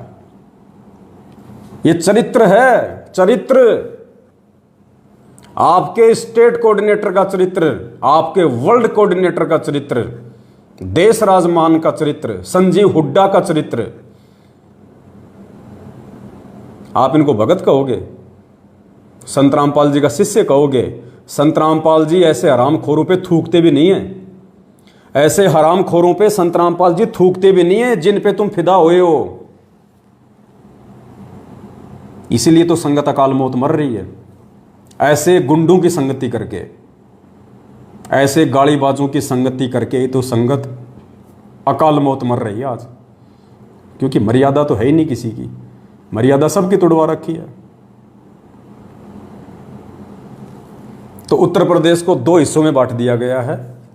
शामली आश्रम में इन दोनों महापुरुषों की लड़ाई हुई, भीष्म पिता और द्रोणाचार्य की, और उसके बाद में दो हिस्सों में उत्तर प्रदेश को बांट दिया गया है। एक हिस्से के भक्तों को लूटने के लिए संजीव हुड्डा को आगे कर दिया गया है, और एक हिस्से के भक्तों को लूटने के लिए हरदेश दास को आगे कर दिया गया है। अब हम चलते हैं दूसरे पीले पर्चे पे। देखो, दास की सेवा है तुम लोगों को एज इट इज हकीकत सामने रखने की। अब मुझे नहीं पता उसके बाद किसका क्या रिएक्शन होगा, कौन इन वीडियो से शिक्षा लेगा, कौन शिक्षा नहीं लेगा, कोई क्या सोचेगा क्या नहीं सोचेगा, मुझे इन चीज़ों से कोई मतलब नहीं है। झूठ मैंने बोली नहीं, 3 का 13 लगा के मैंने कोई बात कही नहीं, निंदा चुगली मैंने किसी की नहीं, क्योंकि मेरे गुरुजी कहते हैं कि साचा शब्द कबीर का प्रकट किया जगमाही, और जैसे को तैसा कहे सो तो निंदा नाही। चोर को चोर कहना, मूतनाथ को मूतनाथ कहना, भड़वे को भड़वे कहना, सही को सही कहना, उसकी निंदा चुगली में नहीं आता है। हकीकत आप लोगों को मैंने दिखा दिया, वीडियो इन दोनों के दिखा दिए, शब्द इन दोनों के दिखा दिए, रिकॉर्डिंग इन दोनों की दिखा दी, फोटो इन दोनों की दिखा दी, पीला पर्चा इन्हीं का भेजा हुआ दिखा दिया आपको, और हकीकत आपको बता दी। अब बताओ मैंने किसकी निंदा चुगली कर दी भाई? मैंने तो हकीकत बताई है। जैसे मेरे गुरुजी नकली संतों की हकीकत बताते हैं, वैसे ही मैंने इन नकली भक्तों की हकीकत बताई है कि सावधान रहना, अपने घर पे ऐसे गुंडों को मत बुलाना कभी भी कोऑर्डिनेटर समझ के। अब चलिए हम दूसरे पीले पर्चे पे चलते हैं। ये दूसरा एक पीला पर्चा है, एक ही पेज का है। ये दिनांक 18 जुलाई 2022 को आया है। ये देखिए 18 जुलाई 2022, समय शाम के 5:05 पे। बताओ, मतलब टाइम भी बिल्कुल एक्यूरेट लिखते हैं ये, 5:30, 5, 6, 6:30 ऐसे नहीं लिखते ये, 10 मिनट, 15 मिनट, 20 मिनट ऐसे लिखते हैं ये। जैसे मार्केट में कहते हैं ना कि ये शर्ट कितने की है, 999 रुपये की, अच्छा ये टोपी 199 रुपये की। तो इसी प्रकार ये टाइम भी बिल्कुल ऐसे रखते हैं, 5:05, 10:15, ताकि भक्तों को यकीन हो जाए कि वास्तव में मतलब टाइम से पीले पर्चे आते हैं जेल से, बिल्कुल एक्यूरेट। तो 18 जुलाई 2022 का ये पीला पर्चा है, और क्या लिखा हुआ है, सॉरी ये 18 जून का है, 18 जून का है। सभी सोशल मीडिया सेवादारों से निवेदन है, सतलोक आश्रम मैनेजमेंट हरियाणा इस पीले पर्चे के माध्यम से गुरुजी का आदेश बता के जितने भी सोशल मीडिया सेवादार हैं, सोशल मीडिया सेवादार जो भक्तों को मोबाइल चलाना सिखाते हैं, भक्तों को ट्विटर चलाना सिखाते हैं, इंस्टाग्राम चलाना सिखाते हैं, फेसबुक चलाना सिखाते हैं, यूट्यूब के चैनल बनाना सिखाते हैं, उन सभी सोशल मीडिया सेवादारों के लिए ये आदेश है। क्या आदेश है? सभी सोशल मीडिया सेवादारों से निवेदन है कि कोई भी सोशल मीडिया सेवादार किसी भी भगत आत्मा को सोशल मीडिया की ट्रेनिंग या सोशल मीडिया की सेवा सिखाने के लिए किसी भी भगत आत्मा के घर पर नहीं जाना है। आश्रम, नामदान केंद्र, यहां जहां सत्संग हो वहां पर सोशल मीडिया सेवा सिखाएं। बताओ, पीला पर्चा आ गया। आज से पहले तो लोगों के घर घर जाके सोशल मीडिया सेवा सिखा रहे थे, माता बहनों को जा जाके सोशल मीडिया सेवा सिखा रहे थे, उनको ट्रेनिंग दे रहे थे सोशल मीडिया की कि माता बहनों को भक्तों के साथ में कैसे व्यवहार करना चाहिए, जब कोई भगत घर पे आ जाए तो उसको कैसे उसको खुश करना चाहिए, कैसे उसको प्रसन्न करना चाहिए। सोशल मीडिया सेवादार को जब घर पे आवे सिखाने के लिए, ट्रेनिंग देने के लिए। अब अचानक से ऐसा क्या हो गया कि उन सोशल मीडिया सेवादारों को बैन कर दिया गया है कि किसी भी भगत के घर पे जाके सोशल मीडिया की ट्रेनिंग नहीं दोगे। अगर सोशल मीडिया की ट्रेनिंग देनी है तो आश्रम में दो, नामदान केंद्र पे दो, या जहां सत्संग हो तो सबके सामने दो। यानी अकेले में किसी भी मां बहन को सोशल मीडिया की ट्रेनिंग देने के लिए कोई भी भगत किसी के घर नहीं जाएगा। अब ऐसा क्या हो गया? अब ऐसा इसलिए हो गया क्योंकि 3 मुकदमे संगत में हो गए। संगत में 3 मुकदमे हो गए। मुकदमे क्या हो गए? ट्रेनिंग तो देने गया था माता बहनों को सोशल मीडिया की, और ट्रेनिंग कोई और दे के आ गया। बताओ, जिसकी वजह से ये पीला पर्चा निकालना पड़ा। ऐसे निकम्मे ट्रेनिंग देने वालों की वजह से नालायक समझते भी नहीं है किस समय पे क्या ट्रेनिंग देनी चाहिए, उल्टी ट्रेनिंग दे के आ जाते हैं। ये नहीं देखते कि मैं क्या ट्रेनिंग देने आया हूं, और ट्रेनिंग कुछ और दे देता हूं वहां उनको जाके। इसलिए पीला पर्चा निकालना पड़ गया। 1-2 नालायक की वजह से और सैकड़ों ट्रेनिंग देने वालों की बाट लगा दी। वो गालियां निकाल रहे होंगे बाकी ट्रेनिंग देने वाले कि नालायक ने हमारा और सत्यानाश कर दिया, बढ़िया टाइम पास हो जाता था। कर दिए कांड। अब ये भी मुझे बताना पड़ेगा कि वो 3 क्या कांड हो गए। अब ये लोग सतलोक आश्रम मैनेजमेंट हरियाणा के सोशल मीडिया ट्रेनिंग सेवादार ये माता बहनों के घरों में जाते थे उनको ट्रेनिंग देने के लिए। अब कोई बूढ़ी औरत तो मोबाइल चलाएगी नहीं, कोई बूढ़ी औरत को तो ट्रेनिंग ये लोग देते नहीं है। अब जवान माता बहनों को ट्रेनिंग देते हैं, और ऐसे समय पे जाते हैं जब कोई होता ही नहीं घर पे, या तो रात को जाएंगे, पति बेचारा थक आ रहा आएगा, दूसरे कमरे में जाके सो जाएगा, वो ट्रेनिंग देता रहता है। या फिर ऐसे समय में जाएंगे जहां पे बिल्कुल, क्या बताऊं मैं, परसों आपने सुना होगा ऑडियो में, ऐसे ही ट्रेनिंग देने के लिए गया था और 3 दिन उसी के घर पे रुक गया, और किसी ने उसकी सासू मां को बताया, किसी ने उसकी सासू मां को बताया कि ये जो तेरे बेटे की बहू है ना, ये ठीक नहीं चल रही आजकल, ये जाती है पुस्तक सेवा करने और वहाँ पे और ही कुछ हो रहा है। तो सासू को यकीन नहीं हुआ कि ऐसा थोड़ी होगा। सासू ने देखा कि मैं अपनी आंखों से पकड़ लूंगी तब मानूंगी। तो भाई साहब घर पे आए हुए थे ट्रेनिंग देने के लिए। अब सुबह सासू माँ ने देखा तो बताओ, दोनों ट्रेनिंग देने वाला ट्रेनिंग लेने वाली दोनों के दोनों एक ही बेड पे पड़े। बताओ, दोनों के दोनों ट्रेनिंग लेते लेते एक ही बेड पे पड़ गए। मतलब रात को लेट तक दे रहा था ट्रेनिंग, टाइम ज्यादा हो गया होगा ना। अब नींद तो आएगी भक्तों को, ऐसी बात थोड़ी कि भक्तों को नींद नहीं आएगी। अब रात के 3-3 बजे तक आप किसी बहन को ट्रेनिंग दोगे सोशल मीडिया की तो नींद तो आएगी। अब दोनों को नींद आ गई, एक ही बेड पे सो गए दोनों। सुबह सासू माँ ने देखा तो कुछ आपत्तिजनक स्थिति में पड़े हुए थे, वो हो गया होगा, पैर वार इधर उधर, कोई बड़ी बात थोड़ी है। अब भगत भाई थोड़ी अपनी भगत बहन के साथ में कोई ऐसा करेगा ट्रेनिंग देते समय, पड़ गया होगा पैर ओड़ा सोड़ा, कौन सी बड़ी बात है। तो सासू ने उस भगत को पकड़ा, खड़ा किया, कान पकड़ा, बोला भाई तूने ये क्या किया, कहाँ सो रहा तू, तेरे को पता नहीं ये सोने की जगह है। बोल मेरे को ध्यान नहीं रहा, लाइट चली गई थी, मेरे को ध्यान नहीं रहा। अच्छा, बहू को बोले नालायक तू बता। बोले जी मैंने सोचा आपका बेटा सो रहा है, मैंने सोचा आपका बेटा सो रहा है, मैं तो आपका बेटा समझ के सो गई। अब सासू माँ क्या करे बेचारी, बताओ। सासू माँ ने भी अपने दिल में सब्र कर लिया।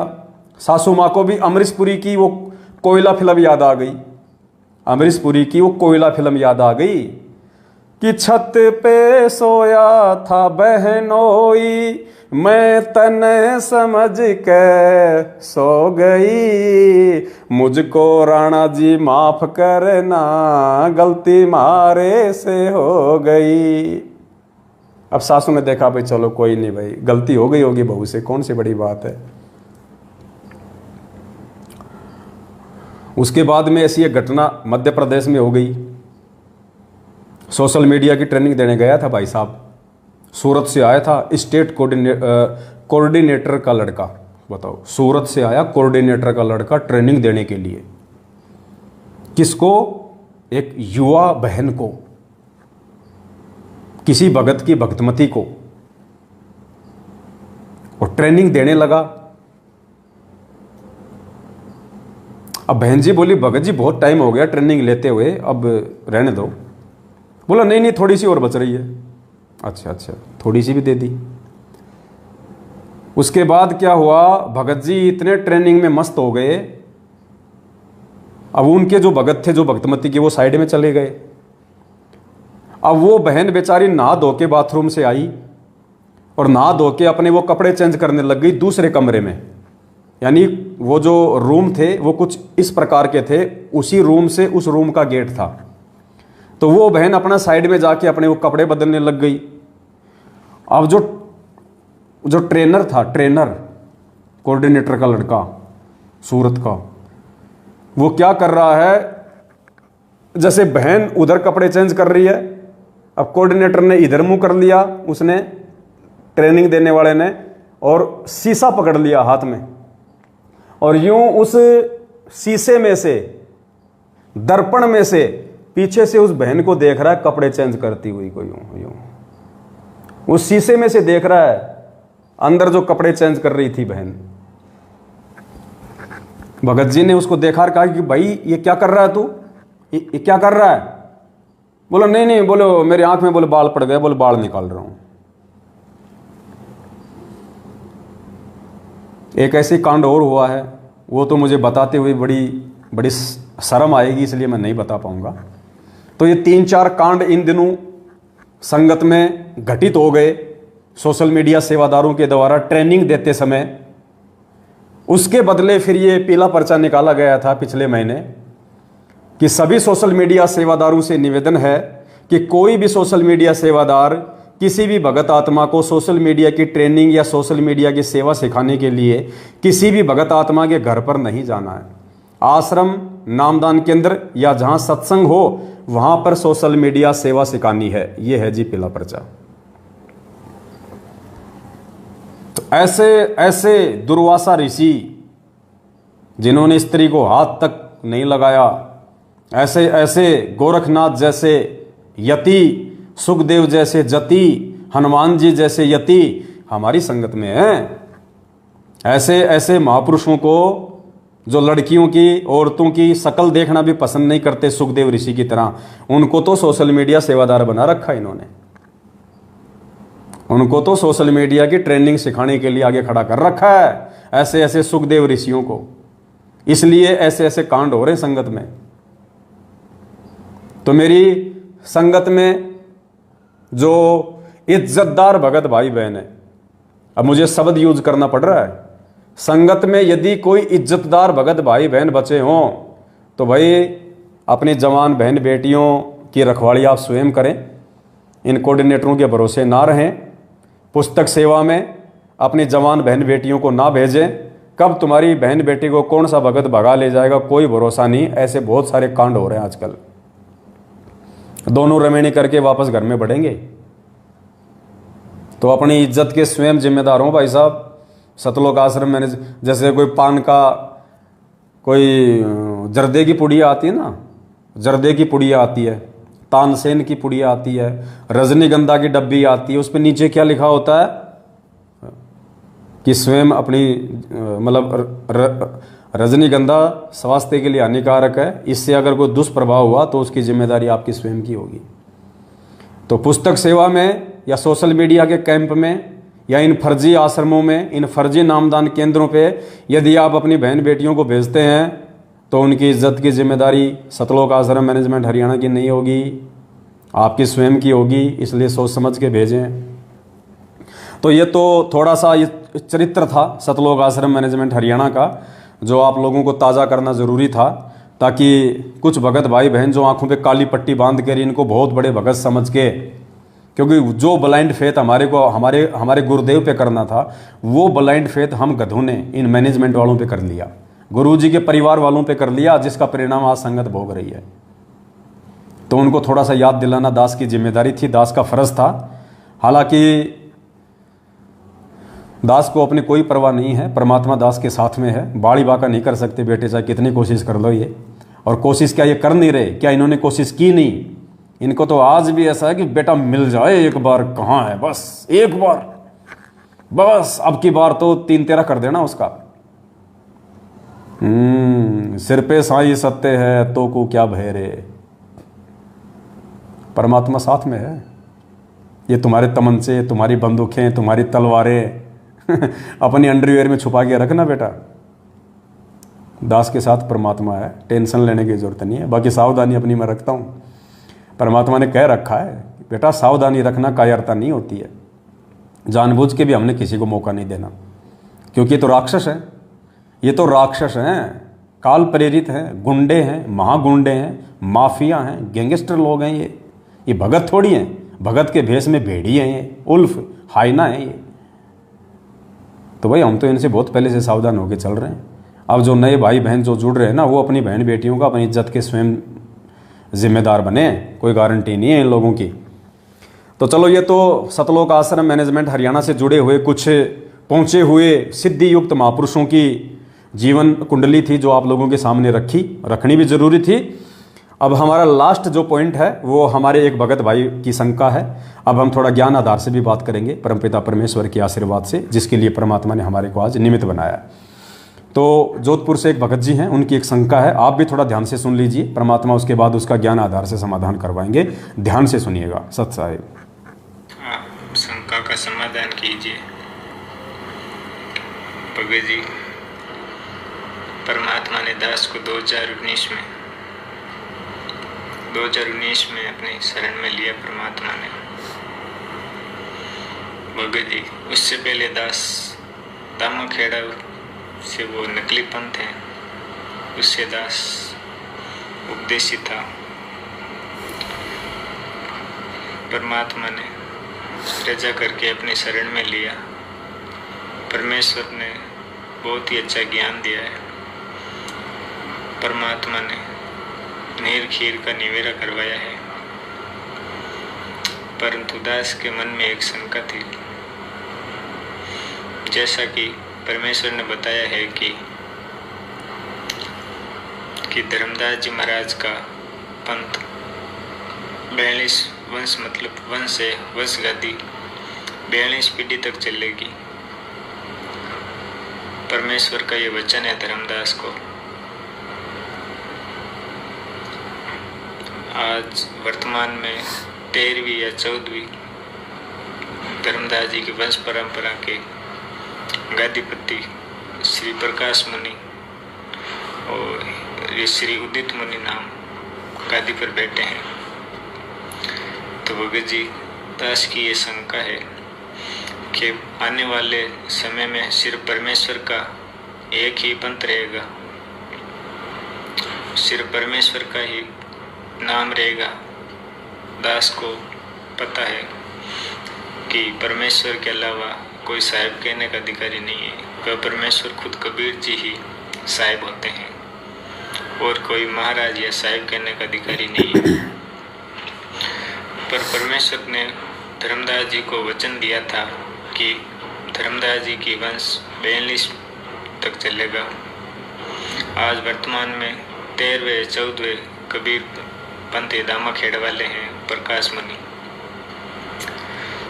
तो भगत जी आने वाले समय में ये पंथ सभी मिलकर परमेश्वर रामपाल जी भगवान के पंथ में मिल जाएंगे। तो फिर भगत जी अभी तो वर्तमान में 13वें 14वें पंथ में तो भगत जी 42 पीढ़ी तक फिर ये वंश कैसे चलेगा। भगत जी दास की ये शंका थी। परमेश्वर की रजा से आपको परमात्मा ने निमित्त बनाए हैं, तो भगत जी दास की शंका का समाधान कीजिए। सच्चाई भाई और बहनों, हमारे भगत भाई की शंका है कि 650 साल पहले जब कबीर परमेश्वर जी आए थे, धर्मदास जी को अपनी शरण में लिया था और धर्मदास जी को परमात्मा ने 42 पीढ़ी तक उसका वंश चलेगा, ऐसा परमात्मा ने उनको आशीर्वाद दिया था। तो भगत जी की अब शंका ये है, भगत जी को टेंशन ये हो गई कि अगर परमात्मा ने धर्मदास जी को 42 पीढ़ी का आशीर्वाद दिया था तो वर्तमान में तो धर्मदास जी की 13वीं या 14वीं पीढ़ी चल रही है और जिस हिसाब से आज परमात्मा धरती पे आ चुके हैं संत रामपाल जी के रूप में, और आने वाले कुछ ही वर्षों में पूरी पृथ्वी पे परमेश्वर का साम्राज्य होगा, परमेश्वर का एक ज्ञान होगा, परमेश्वर का एक नाम होगा, एक ही पंथ होगा। तो धर्मदास जी की तो 15वीं पीढ़ी भी ढंग से मेहनताई नहीं कर पाएगी और समाप्त हो जाएगा उनका सारा सिस्टम। परमात्मा का ही राज चलेगा, परमात्मा का ही ज्ञान चलेगा। तो धर्मदास का जो पीढ़ी वालों का जो ज्ञान है, जो मेहनताई है, वो तो बंद हो जाएगी। जबकि परमात्मा ने तो 42 पीढ़ी तक के लिए बोल रखा है, तो फिर आगे की पीढ़ियां मेहनताई करेंगी या नहीं करेंगी, ये परमात्मा का वचन तो फेल नहीं हो रहा है।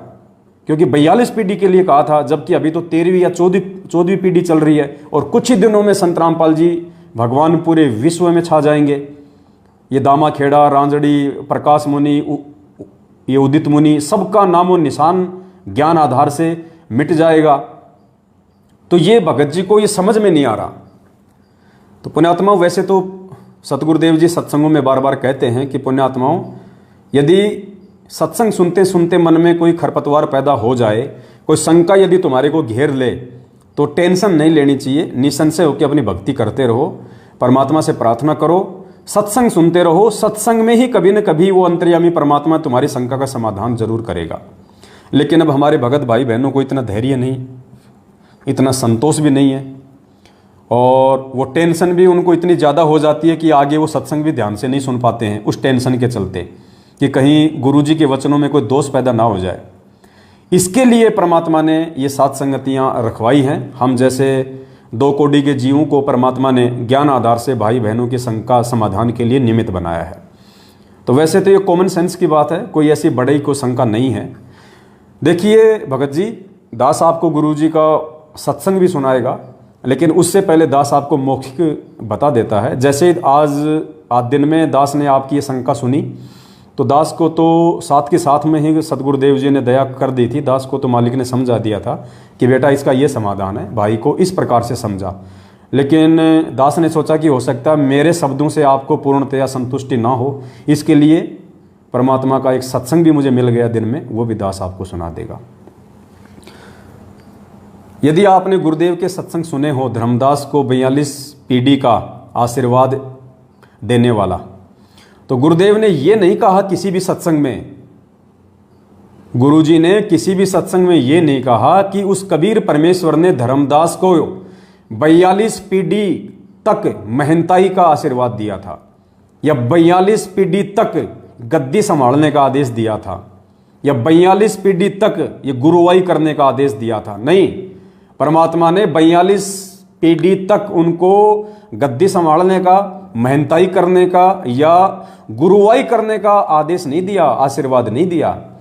परमात्मा ने यह कहा था कि धर्मदास मेरे आशीर्वाद से, क्योंकि जब धर्मदास को परमात्मा ने दिखा दिया था कि ये नारायण दास कौन है, सतगुरु रामपाल जी भगवान ने, जो उस समय कबीर जी के रूप में थे, जो उस समय कबीर नाम से थे, उन्होंने धर्मदास जी को अपनी तरफ से दिव्य दृष्टि देके और ये दिखा दिया था कि ये जो नारायण दास है ये तेरा बेटा नहीं है, तेरे बेटे की शक्ल में ये काल का एजेंट है, मृत्यु अंध नाम का काल का दूत है, ये तेरी भक्ति बर्बाद करने के लिए आया है।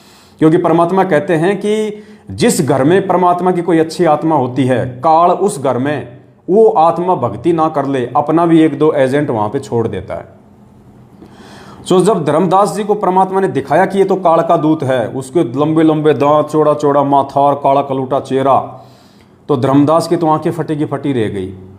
और फिर धर्मदास ने कहा, क्योंकि पुण्यात्मा उस समय ज्ञान तो था ही नहीं, मूल ज्ञान तो परमात्मा ने छुपा के रखना था, तो धर्मदास जी को फिर टेंशन हो गई कि परमात्मा फिर मेरा वंश कैसे चलेगा। गुरुजी ने कहा कि वो बढ़िया था, लालाजी था, कमजोर दिल का था।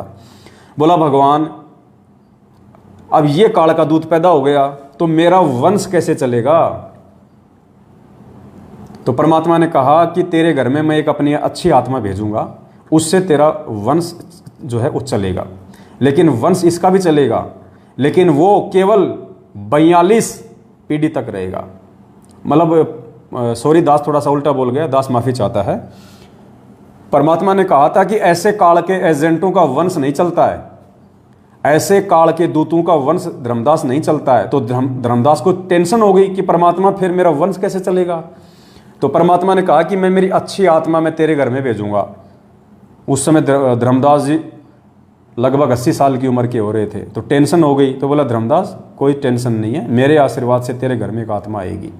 परमात्मा ने उसी समय उनको दिखा भी दिया था उनके आंगन में कि 9 महीने बाद में ये आत्मा तुम्हारे जो है वो घर में आएगी, और ये मुक्तामणि होगा, ये चूड़ामणि होगा। मुक्तामणि को हो चाहे चूड़ामणि को हो, थे खुद वो कबीर परमात्मा ही, लेकिन लीला करते हैं परमेश्वर। क्योंकि ये सत भक्ति मंत्र देने का अधिकारी पृथ्वी पर और कोई नहीं होता है उस कबीर परमेश्वर के अलावा। इसलिए मुक्तामणि कहो या चूड़ामणि कहो, उस रूप में स्वयं कबीर परमात्मा ही आए थे। तो कहा धर्मदास मेरी उस आत्मा के माध्यम से तेरी 42 पीढ़ी चलेंगी, यानी मैं तुझे 42 पीढ़ी तक के वंश का आशीर्वाद देता हूं। परमात्मा ने कहा था कि 42 पीढ़ी तक तेरा वंश चलेगा। ध्यान से सुनना भगत जी, परमात्मा ने यह कहा था कि 42 पीढ़ी तक धर्मदास मेरे आशीर्वाद से तेरा वंश चलेगा, वंश चलेगा। यह नहीं कहा कि 42 पीढ़ी तक तेरे वंश वाले गुरुवाई करेंगे, महंताई करेंगे, आश्रम खोल खोल के दुनिया को मूर्ख बनाएंगे। नहीं, गुरुवाई का आदेश नहीं दिया, महंताई का आदेश नहीं दिया परमात्मा ने 42 पीढ़ी का। परमात्मा ने यह कहा था कि 42 पीढ़ी तक तेरा वंश चलेगा, उसके बाद तेरा वंश समाप्त हो जाएगा धर्मदास। जैसे रावण का कुल वंश समाप्त हो गया था ना, ऐसे तो वंश तो धर्मदास का चलेगा 42 पीढ़ी तक। तो 42 पीढ़ी तक यानी जब तक इस पृथ्वी पे परमात्मा का ज्ञान रहेगा। मालिक ने क्या कहा कि हजारों साल ये परमात्मा का ज्ञान चलेगा। तो हजारों साल तक जब तक इस परमेश्वर का ज्ञान चलेगा इस कलयुग में, तब तक धर्मदास जी के जो वंशज है वो रहेंगे। उनको परमात्मा मौका देगा कि वो समझ के और इस सत भक्ति मार्ग में आ जाएं और अपना आत्म कल्याण करवा लें। क्योंकि मालिक ने आशीर्वाद दिया हुआ है कि तेरी 42 पीढ़ी पार करूंगा। तो 42 पीढ़ी का समय जब तक गुरु जी का ज्ञान पृथ्वी पे चलेगा। अब जैसे आप कह रहे हो कि धर्मदास जी की 13वीं या 14वीं पीढ़ी चल रही है और टाइम बीत गया कितना, 650 साल का। 650 साल से धर्मदास जी की 13वीं या 14वीं पीढ़ी चलती आ रही है। तो 650 साल तक 13वीं या 14वीं पीढ़ी और 42 वंश का दिया आशीर्वाद, तो 15 पीढ़ी मान लेते हम। 650 साल तक चली धर्मदास की 15 पीढ़ी, अब आगे और 15 पीढ़ी, फिर 15, फिर 15, तो हजारों साल तक जो परमात्मा का ज्ञान चलेगा तब तक धर्मदास जी का वंश चलेगा। यानी परमात्मा धर्मदास के वंशजों को अपने उस आशीर्वाद के अनुसार जो धर्मदास जी से जो वायदा किया था परमात्मा ने कि तेरी 42 पीढ़ी को पार करूंगा, अगर वो पीढ़ी वाले धर्मदास जी के वंशज अगर सतगुरु रामपाल जी भगवान के द्वारा दी गई भक्ति को स्वीकार कर लेंगे तो उनका उद्धार हो जाएगा। परमात्मा की नाम की जो कलम है उनके वो चढ़ जाएगी। तो परमात्मा ने धर्मदास जी को केवल 42 पीढ़ी तक उसके वंश के चलने का आशीर्वाद दिया था। ये नहीं कहा था कि 42 पीढ़ी तक तेरे वंश वाले महंता ही करेंगे, ये गुरुवाई करेंगे। गुरुवाई तो केवल बस ये लास्ट हो गई, समझ लो। ये जो उदित नारायण है या ये उदित मुनि है, कौन है, बस इसके बाद तो अब संत रामपाल जी भगवान ही आएंगे। अब तो इन्हीं का चलेगा सारा सब कुछ जो भी चलेगा। तो अब आप सतगुरुदेव जी के मुख कमल से भी 10 मिनट का सत्संग है, ध्यान से सभी भाई बहन सुनिए और इन चीज़ों को पुण्यात्माओं समझने का प्रयास करें। क्योंकि परमात्मा कहते हैं कि करम भरम भारी लगे संसा सूल बबूल, डाली पानो डोलते परसत ना ही मूल। अगर मन में कोई शंका रहेगी जरा सी भी तो हम भक्ति नहीं कर पाएंगे। इसलिए शंका का सत्यानाश होना अति आवश्यक है। तो अभी दास आपको गुरुजी का सत्संग सुनाएगा और वो सत्संग आपको अच्छे से वो क्लियर कर देगा, आपके समझ में आ जाएगा कि परमात्मा ने धर्मदास जी को 42 पीढ़ी का आशीर्वाद केवल उसके वंश चलने का दिया था या 42 पीढ़ी तक उसके वंश को मेहनताई करने का आदेश दिया था। क्योंकि काल तो छठी पीढ़ी में घुस गया था। धर्मदास जी की मेहनताई तो छठी पीढ़ी में समाप्त हो गई थी, क्योंकि छठवीं पीढ़ी तक ही ये 5 मंत्र थे। छठी पीढ़ी के बाद तो जो टकसारी पंथ बताया परमात्मा ने, उसमें तो काल के दूत आ गए थे। उन्होंने उस पंथ वालों को भ्रमित कर दिया था कि तुम बात करते हो तुम सतलोक भेजने की और नाम दे रहे हो तुम ये काल के, ब्रह्मा विष्णु महेश के। तो उन्होंने उन मंत्रों को चेंज कर दिया था। तो मेहनताई कहो चाहे गुरुवाई कहो, ये तो छठी पीढ़ी में ही समाप्त हो चुकी थी। आज ये 13वीं 14वीं पीढ़ी आ रही है ना, ये तो खाली ये तो डले ढोरी है, कोई मतलब नहीं है, कोई मंत्र नहीं है इनके पास में, सब फर्जीवाड़ा है। छठी पीढ़ी तक ही था जो भी कुछ था, उसके बाद तो काल प्रवेश कर गया था। तो अब आप पूज्य गुरुदेव जी के मुख कमल से आप सुनेंगे तो आपके और अच्छे से समझ में आएगा।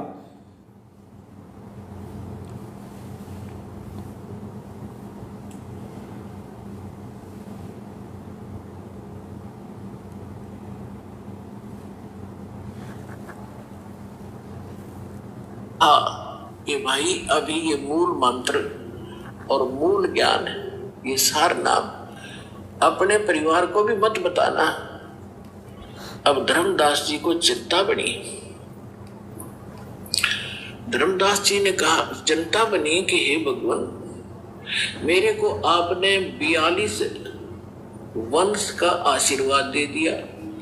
क्योंकि धर्मदास जी एक अच्छी आत्मा थे, लेकिन संसार के व्यवहार में वो घनाग्रस्त था। पहले उनको एक पुत्र था नारायण दास, और नारायण दास निकम्मा था, काल का दूत था। उसने परमात्मा के ज्ञान को ग्रहण नहीं किया, एक भी वचन सुना नहीं, उठकर चला जाता था। तो धर्मदास जी को ये चिंता बनी, परमात्मा ने बताया। धर्मदास जी ने कहा कि भगवान आप तो समर्थ हैं, मेरे पुत्र को शरण में ले लो, इकलौता पुत्र है, काल के हाथों चढ़ जाएगा, इसका जीवन नाश हो जाएगा। तो परमात्मा ने कहा, बे धर्मदास ये खुद ही काल का दूत है, तेरे घर पर भेज दिया। क्योंकि काल को पता था आप एक अच्छी आत्मा हो, और अच्छी आत्मा के घर पर एकादा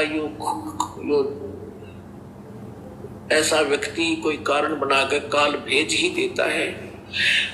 तो परमात्मा ने लास्ट में अपनी दिव्य दृष्टि देकर धर्मदास जी को उसके पुत्र नारायण दास की वास्तविकता दिखा दी। विकराल चेहरा, लंबे लंबे दांत, ओछा माथा। तो परमात्मा ने कहा कि ये दूत आया हुआ है, काल का स्पेशल भेजा हुआ है तेरे को, तेरी भक्ति नाश करने के लिए। इस बात से धर्मदास चिंतित हो गया कि हे भगवान, ये तो सचमुच, ये तो लड़के के कवर में मेरा दुश्मन बैठा है। फिर उसको चिंता हुई कि हे भगवान, 82 साल की उम्र होगी और अब क्या होगा। अरे ये तो काल का वंश चल गया मेरे से और पाप का भागी हो गया मैं। तो परमात्मा ने कहा कि ऐसे व्यक्ति का वंश नहीं चला करता। तो परमात्मा बोले, जी इसका नहीं चलेगा तो मेरा भी वंश नाश हो गया। हे भगवान अब क्या होगा, मेरा क्या होगा, मेरा वंश कैसे चलेगा।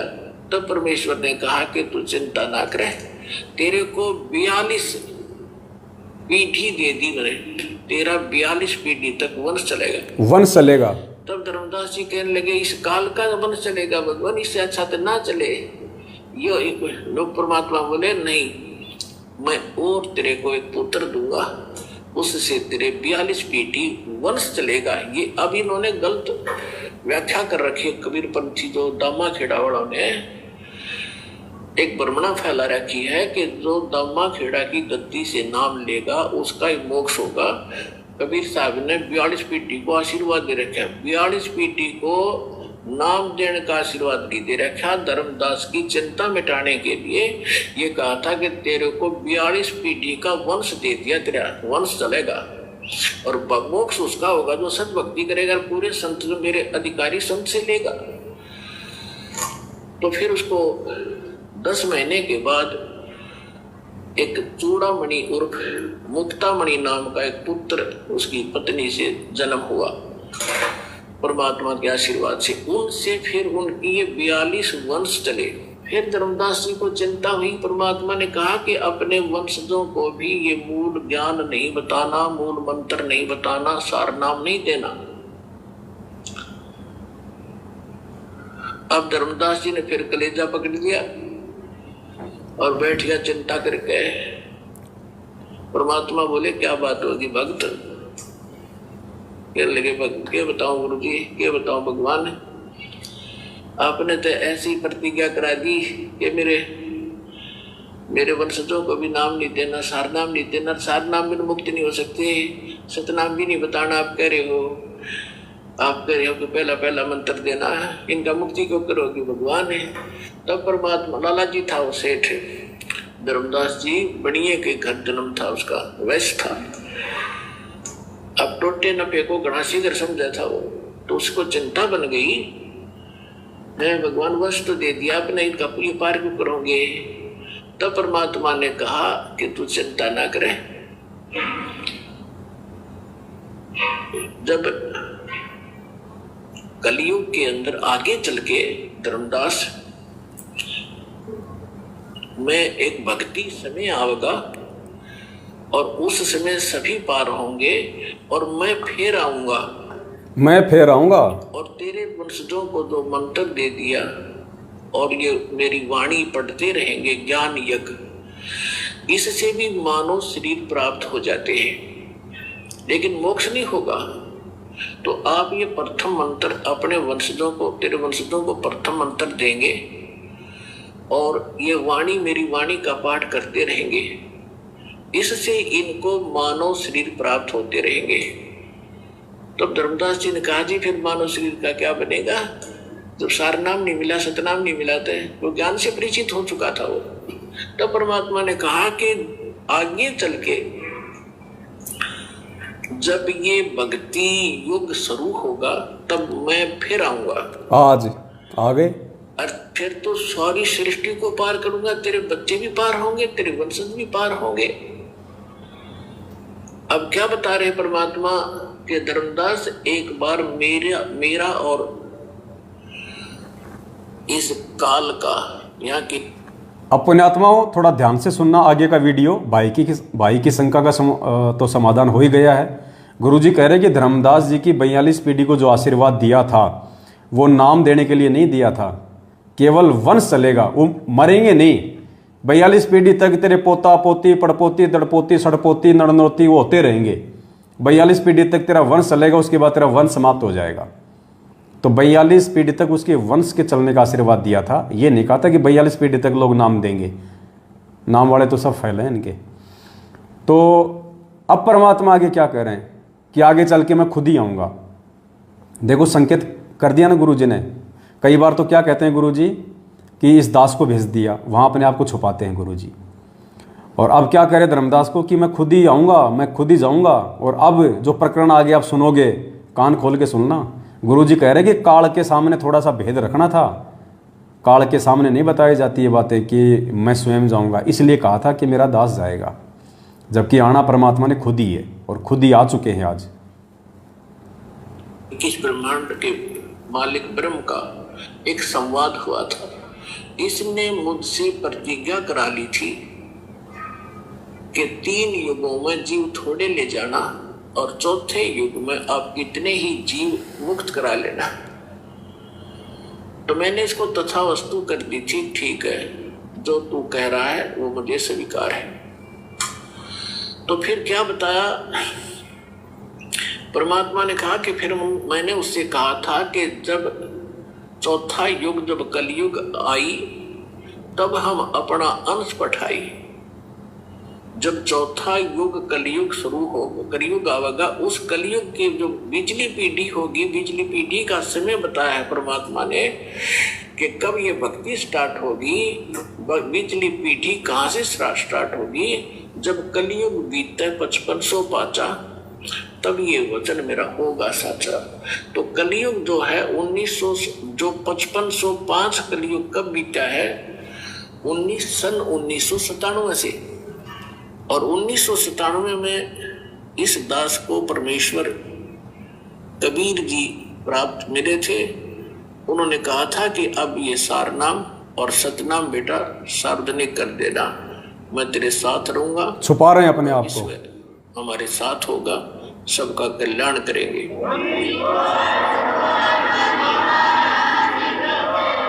तो परमात्मा ने धर्मदास जी से कहा था कि धर्मदास के काल से मेरी वार्ता हुई थी, तब मैंने काल से कहा था कि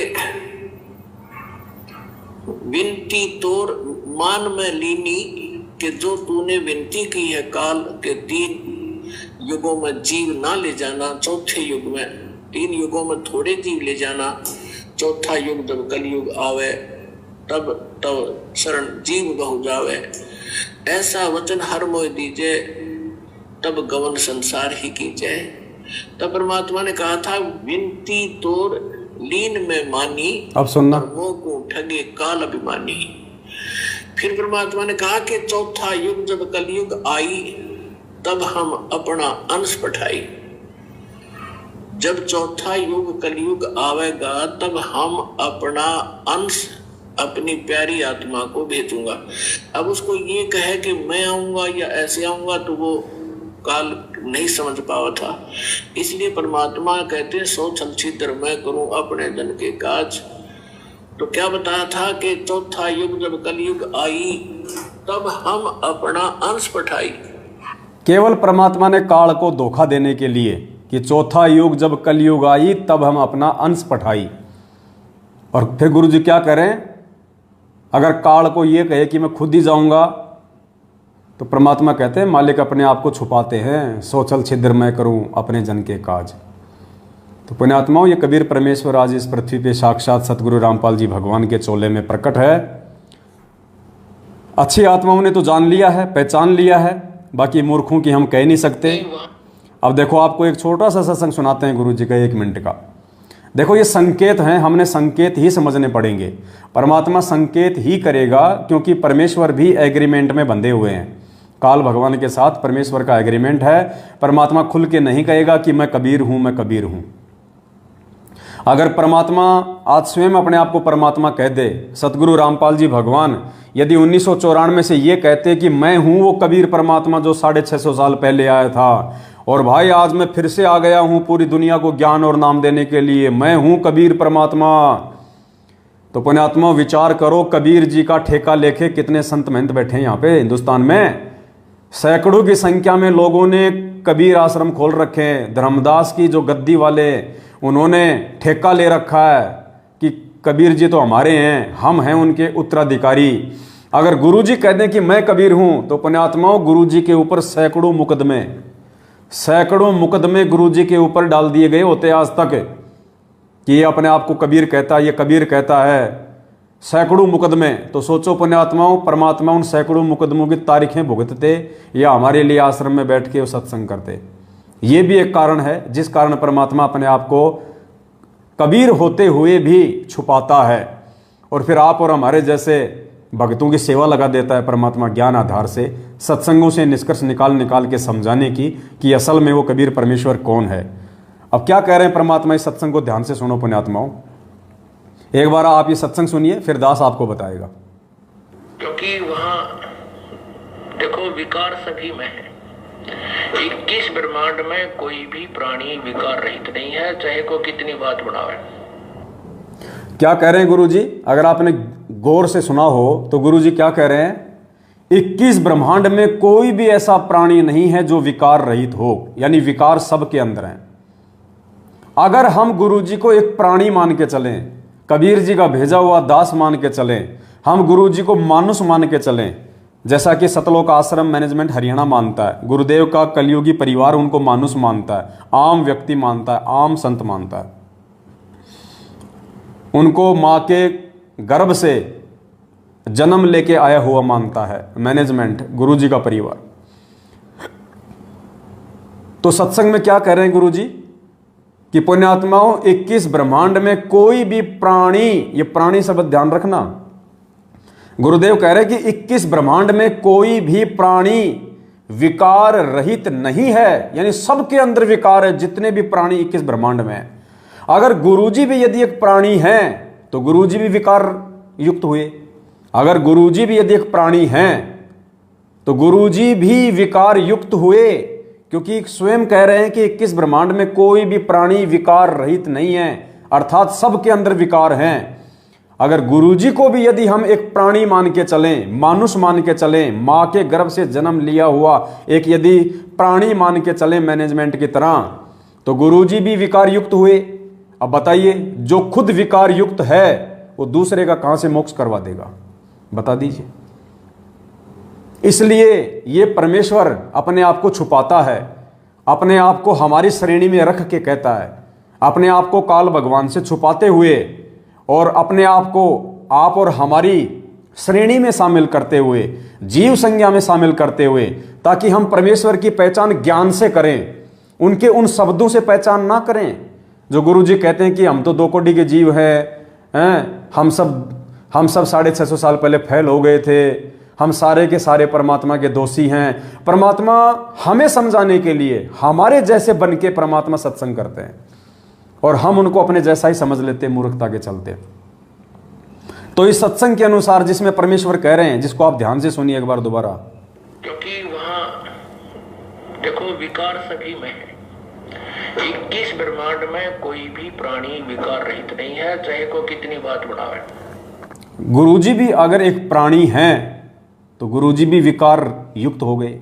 अब बताओ, जो स्वयं विकार युक्त है वो हमारे विकारों को कहां से छुड़वा देगा? वो हमें सतलोक कहां से पहुंचा देगा? हमें पार कहां से करवा देगा? इसलिए पुण्यात्माओं, ये परमात्मा है, ये सारी सृष्टि का रचनहार है, ये बंदी छोड़ कबीर परमेश्वर हैं, ये जगत गुरु हैं, जगत के दाता हैं, ये जगदीश हैं, तीनों लोकों में प्रवेश करके सबका भरण पोषण करने वाले ये पूर्ण परमात्मा है, कबीर देव हैं।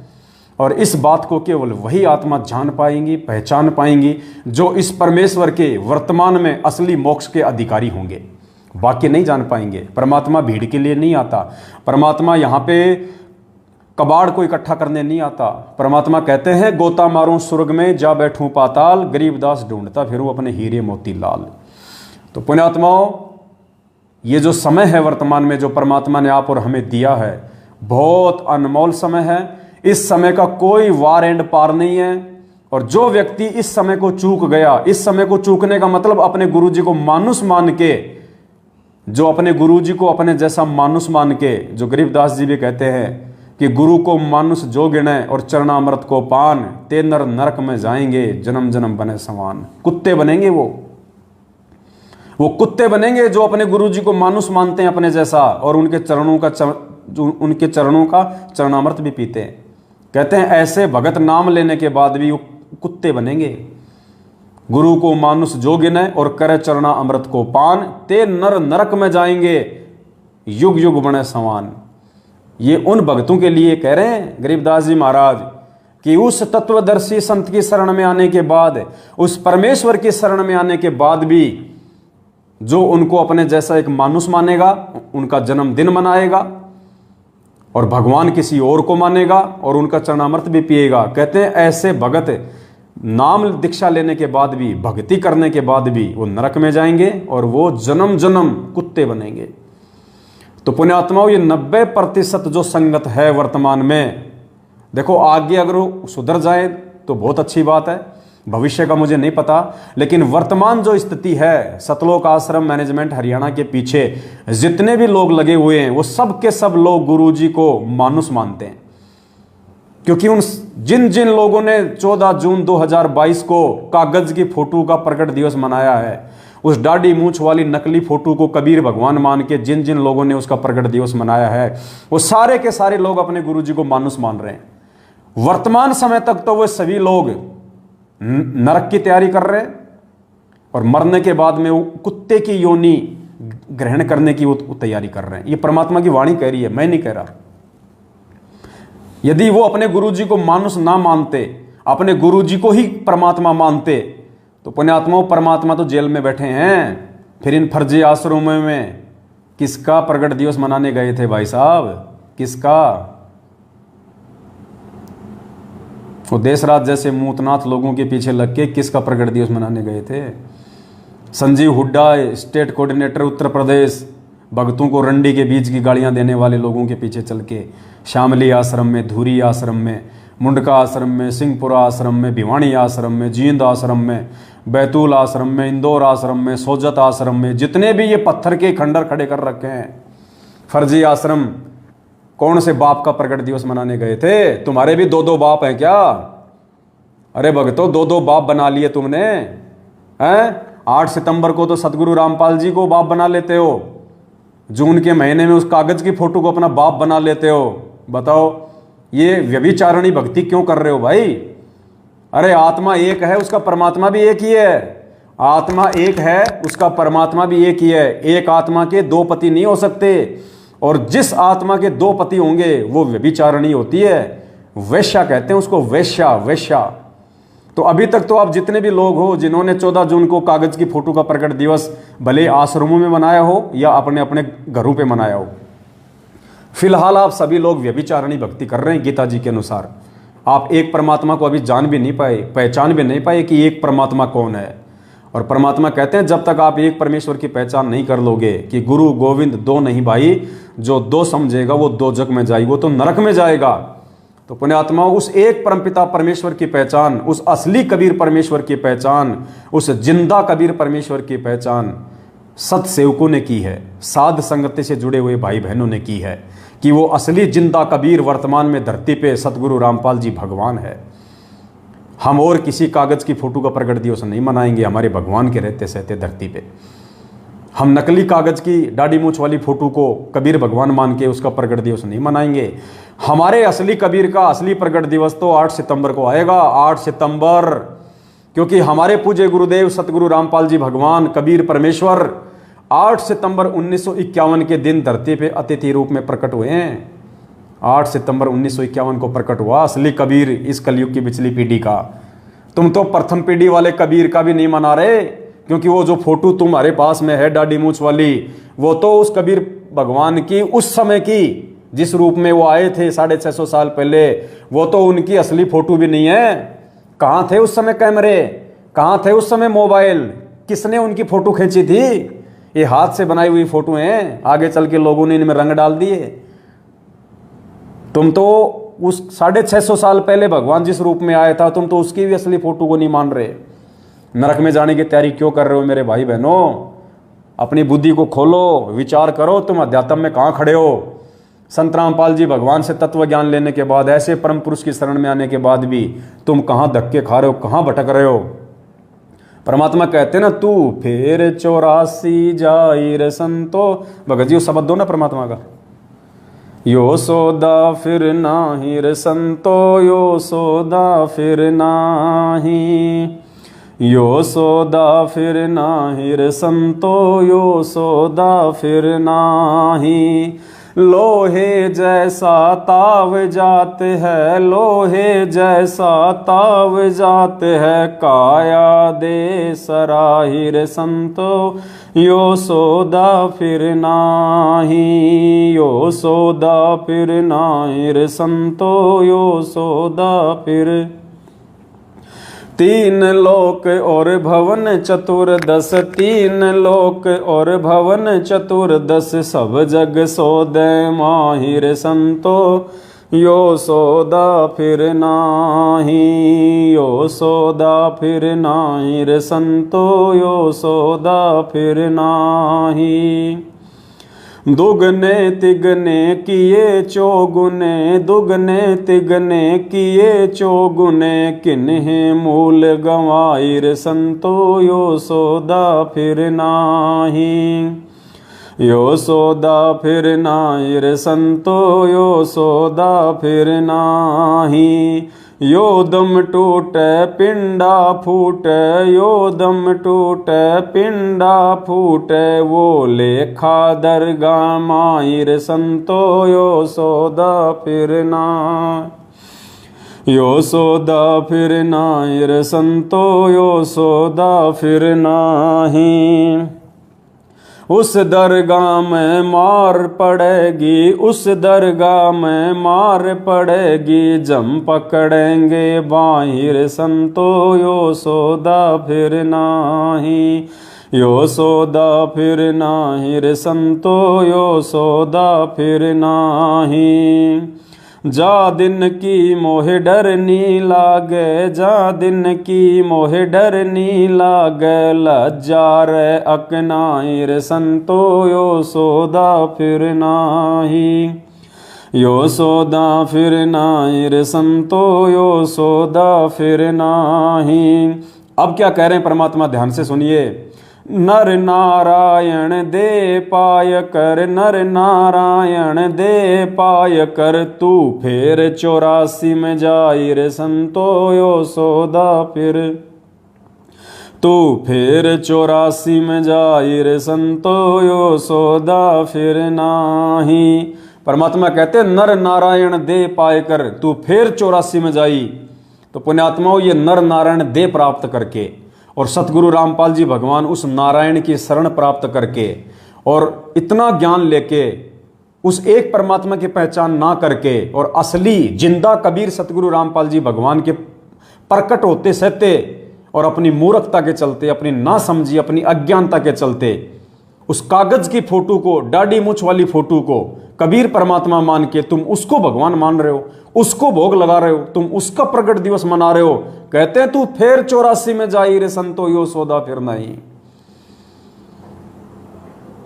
तो पुण्यात्मा उदास की प्रार्थना है सभी भाई बहनों से, बाद में रोगे लेकिन यह समय वापस मुड़ के नहीं आएगा, यह समय वापस मुड़ के नहीं आएगा। ये सात संगति की वीडियो परमात्मा आने वाली आत्माओं के लिए बनवा रहे हैं, जो हजारों साल ये मार्ग चलेगा परमात्मा का। जब तक गुरुदेव के सत्संग चलेंगे, जब तक ये साइंस चलेगी, ये यूट्यूब चलेगा, तब तक ये सात संगति के वीडियो चलेंगे, ये शंका समाधान के वीडियो चलेंगे। क्योंकि माँ के पेट से जन्म लेते ही आदमी इस ज्ञान को नहीं समझ लेगा। जैसे हम लोगों ने धीरे धीरे समझा, ऐसे ही बाकी के लोग धीरे धीरे समझेंगे। तो ये वीडियो परमेश्वर के सत्संगों के पीछे पीछे चलेंगे शंका समाधान के लिए। लेकिन सौभाग्यशाली आत्मा वो होंगी वर्तमान में जो आज ही चेत जाएंगी, आज ही जाग जाएंगी। क्योंकि आने वाले समय में तो केवल भक्ति का रंग चढ़ेगा, परमात्मा केवल भक्ति की कलम चढ़ाएगा। पार होने का जो मौका है, मोक्ष प्राप्त करने का जो मौका है, सतलोक में जाने का जो मौका है, सदा सदा के लिए 184 से पीछा छुड़ाने का जो मौका है, वो केवल तब तक है जब तक सतगुरु रामपाल जी भगवान के चरण कमल संत रूप में, गुरु रूप में इस पृथ्वी पे हैं। और उनके रहते सहते जिन जिन आत्माओं ने सतगुरु रामपाल जी भगवान से नाम दीक्षा ले ली और आजीवन मर्यादा में रह के भक्ति करेंगे, केवल पुण्यात्माओं, उन्हीं आत्माओं का मोक्ष संभव है, अन्यथा मोक्ष नहीं है। गुरुदेव के जाने के बाद केवल भक्ति का रंग चढ़ेगा, केवल भक्ति की कलम चढ़ेगी, नई आत्माओं में भक्ति का बीज डलेगा, पार नहीं होंगे। अरे जब आज गुरु जी के रहते सहते हम पार नहीं हो पाएंगे तो गुरु जी के जाने के बाद कहां से पार हो जाएंगे। स्कूल में कोई बच्चा टीचर के रहते सहते पढ़ाई नहीं कर रहा है तो टीचर के जाने के बाद क्या खाक डिसिप्लिन में रहेगा, क्या खाक वो पढ़ाई करेगा। तो पुण्यात्माओं, आप और हमने समझना है, सत्सेवक भाई बहनों ने, ये सारी की सारी मेहनत जो परमात्मा जी 27 साल से कर रहे हैं और 7 साल से हम जैसे 2 कोटि के जीवों को निमित्त बना के परमात्मा दिन रात ये सात संगति की वीडियो बनवा के जगह जगह जाके इन कॉल एजेंटों से छुप छुपा के हम जो साथ संगतियां कर रहे हैं, ताकि वहां जाके वीडियो बने, गुरुजी को भोग लगे, वीडियो बने, वो वीडियो फिर लाखों आत्माओं तक जाए। ये मेहनत सिर्फ और सिर्फ परमात्मा आप और हम जैसे हीरे मोती लालों के लिए करवा रहा है। आप और हम जैसी परमात्मा की विशेष आत्माओं के लिए, पुण्यात्माओं, ये मेहनत हो रही है इतनी। आज गुरुदेव जो हिसार जेल में बैठे हैं ना, ये देश राज जैसे मुंह में मूतने वाले लोगों के लिए नहीं कर रहा परमात्मा। संजीव हुड्डा जैसे लोगों के लिए जो भक्तों को रंडी का बीज बोलते हैं, गालियां निकालते हैं स्टेट कोऑर्डिनेटर होने के बाद भी, ऐसे लोगों के लिए परमात्मा मेहनत नहीं कर रहा। परमात्मा जो ये दुख उठा रहा, आज जो ये हिसार जेल में बैठ के जो कष्ट उठा रहे हैं, ये कष्ट वो परमेश्वर आप और हमारे जैसे भक्तों के लिए उठा रहे हैं कि मेरे ये बच्चे हैं जो मेरे ज्ञान पे चल रहे हैं, मेरे वचन पे चल रहे हैं। इनकी गर्दन कट सकती है लेकिन मेरे बच्चे मेरे वचन से पीछे नहीं हट सकते। ये सीता की तरह नहीं है जो राम के कहने के बाद भी लक्ष्मण रेखा को लांघ जाएगी। ये मेरे वो सपूत हैं, ये मेरे वो सतसेवक बच्चे हैं, ये मेरे वो हंस हैं पिछली पीढ़ी के, जिनके लिए मैं चारों युगों से यहाँ पे दुख उठा रहा हूँ, परेशानियां उठा रहा हूँ, बार बार इस गंदे लोक में आता हूँ मैं।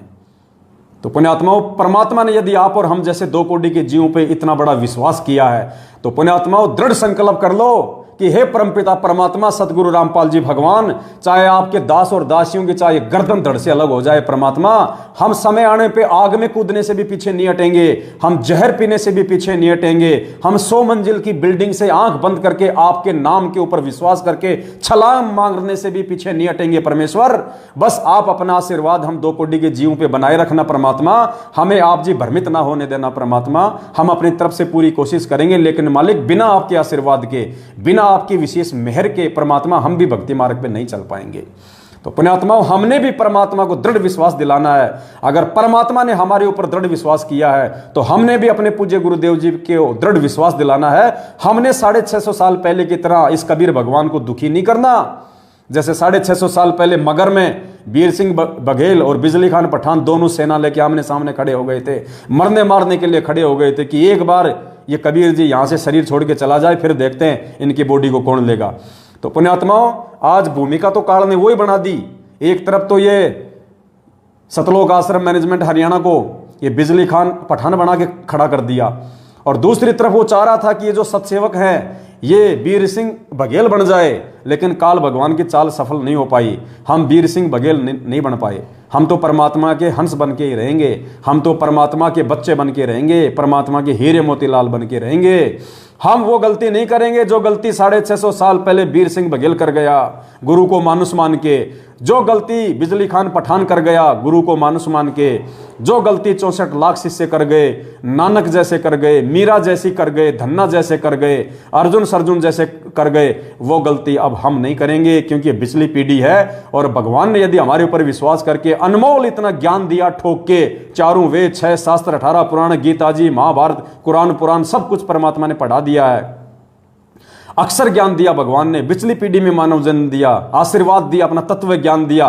तो पुण्यात्माओं, अब भी यदि हम गोबर खाएंगे, गोबर खाने का मतलब मैनेजमेंट के पीछे लग के राजनीति करेंगे, देह दान करेंगे, रक्त दान करेंगे, इन कुपात्रों को ज्योति दान और पाठ का पैसा देंगे, इनके कहने पे गुंडों की सीबीआई जांच करवाएंगे, इनके कहने पे इन फर्जी आश्रमों में जाएंगे और ये कुत्ता लड़ाई में शामिल होंगे, तो फिर हम भाई हम गोबर खा रहे हैं। फिर हम परमात्मा का सत्संग रूपी वो अमृत दूध का पान नहीं कर रहे, हम इन फर्जी लोगों के पीछे लग के गोबर खा रहे हैं। तो पुण्यात्माओं, गोबर खाने वालों को गोबर मुबारक, और हम जैसे भाई बहनों को परमात्मा का अमृत ज्ञान मुबारक।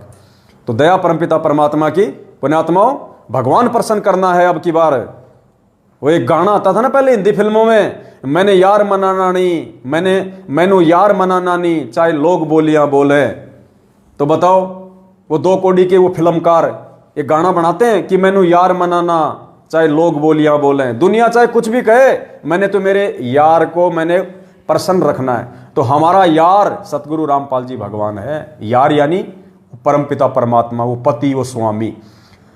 तो हमने तो अपना गुरु मनाना नहीं, चाहे संगत भेड़ चाल में चाले, हमने तो अपना गुरु मनाना नहीं, चाहे संगत भेड़ चाल में चाले। तो संगत मर रही है तो मरने दो, समझाना हमारा फर्ज है, और समझेगा वही, सब लोग नहीं समझ सकते पुण्यात्माओं।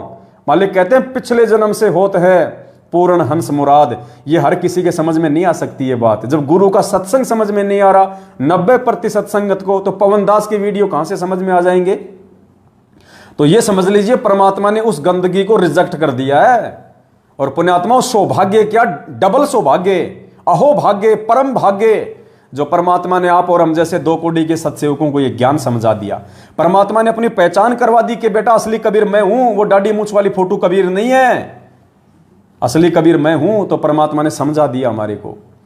तो पुण्यात्माओं अब भी यदि हम पीछे हटेंगे, देखो आने वाले समय में हो सकता है पुण्यात्माओं हमारी वो परीक्षा होगी, परमात्मा हमारे विश्वास की परीक्षा लेगा, हमारी दृढ़ता की परीक्षा लेगा कि वास्तव में मेरे बच्चे ने मुझे बाप माना कि नहीं माना, मुझे वास्तव में कबीर माना कि नहीं माना, या फालतू में 8 सितंबर को मेरा प्रकट दिवस मना रहे हैं।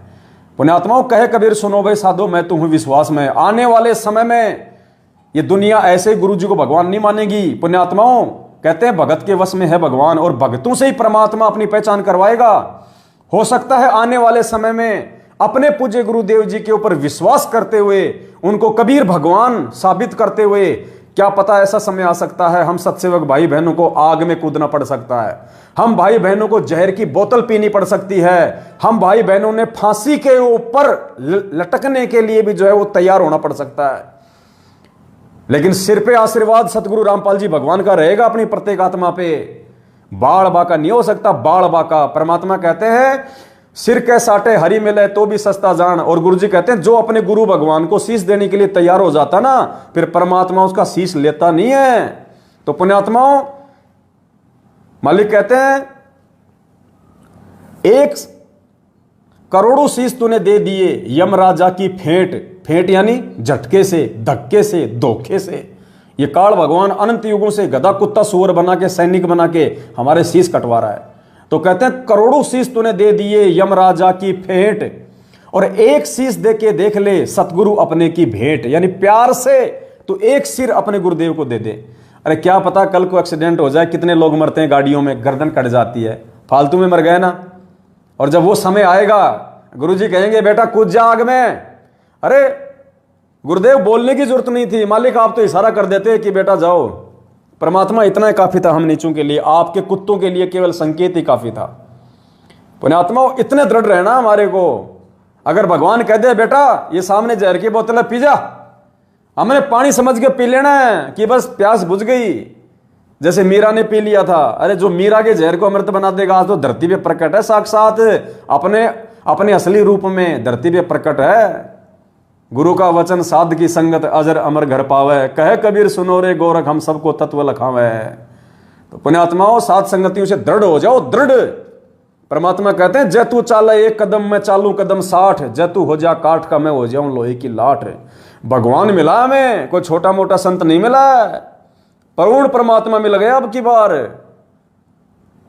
अहो भाग्य, लाखों साल तक ऋषि मुनि अपना शरीर गाड़ के मर गए तपस्या कर करके, काल ने भी दर्शन नहीं दिए, और यहां साक्षात परमात्मा आके खड़ा हो गया फ्री में। तो पुण्यात्माओं फ्री की लूट तो लूट लेनी चाहिए आदमी को।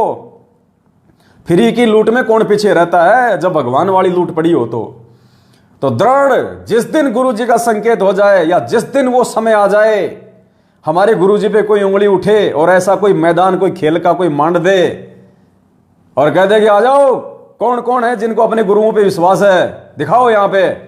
पर सबसे पहले संत रामपाल जी भगवान के सत्सेवक आगे होने चाहिए। हाँ भाई आ गए हैं बंदी छोड़ पे विश्वास करके, बोलो जी क्या काम है बताओ, कूदो, ये कूदे, ये ले। दुनिया देखिए यार ये तो ऐसे कैसे निकल गए आगे से, इनका तो बाल भी पाकर नहीं हो रहा, इनका तो एक बाल भी नहीं जल रहा, और ये तो हंसते खेलते जा रहे हैं, इनको कोई टेंशन ही नहीं, ये इंसान है कोई दूसरे कोई प्लानेट से आए हुए प्राणी है।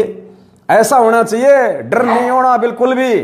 आग क्या आग का बाप आ जाए सामने है, आग क्या आग का बाप आ जाए। अरे मुस्लिम धर्म में बहुत सारे ऐसे पैगंबर हुए, आपने सुलेमान का नाम सुना होगा। सुलेमान ऐसी परीक्षा थी उसकी आग में कूदने की, जलती हुई आग में कूदने की, वो पैगंबर था, आग में कूद गया अल्लाह पे विश्वास करके, परमात्मा पे विश्वास करके। जबकि आग उसको क्या कह रही थी, आग वो हवा, जब उसका आग में कूदने का समय आया ना तो हवा ने क्या कहा पता है, बोला तू मेरी शरण में आ जा, तू मेरी शरण में आ जा, मैं इस आग को अपनी तासीर से मैं इसको ठंडा कर दूंगी, तेरे को आंच भी नहीं आएगी। लेकिन सुलेमान ने कहा कि नहीं, मेरे अल्लाह का वचन है, मैं किसी और की शरण में नहीं आ सकता वरना मैं काफिर हो जाऊंगा। मैं दूसरे की शरण में जाने की सोच भी नहीं सकता। अगर मेरे अल्लाह का आदेश है, मेरे परमात्मा का आदेश है, तो मुझे मरना स्वीकार, मैं आग में कूदूंगा, लेकिन दूसरे की शरण ग्रहण नहीं करूंगा। तो पुण्यात्मा, इसलिए परमात्मा कहते हैं 100 वर्ष सतगुरु की पूजा, एक दिन आन उपासी, वो अपराधी आत्मा फिर पड़े काल की फांसी। और इसीलिए परमात्मा कहते हैं, मालिक का वचन है ना, कौन सा शब्द है भगत जी? लागी का मार्ग और है, कोई देखो सत्संग करके। देना कहाँ है?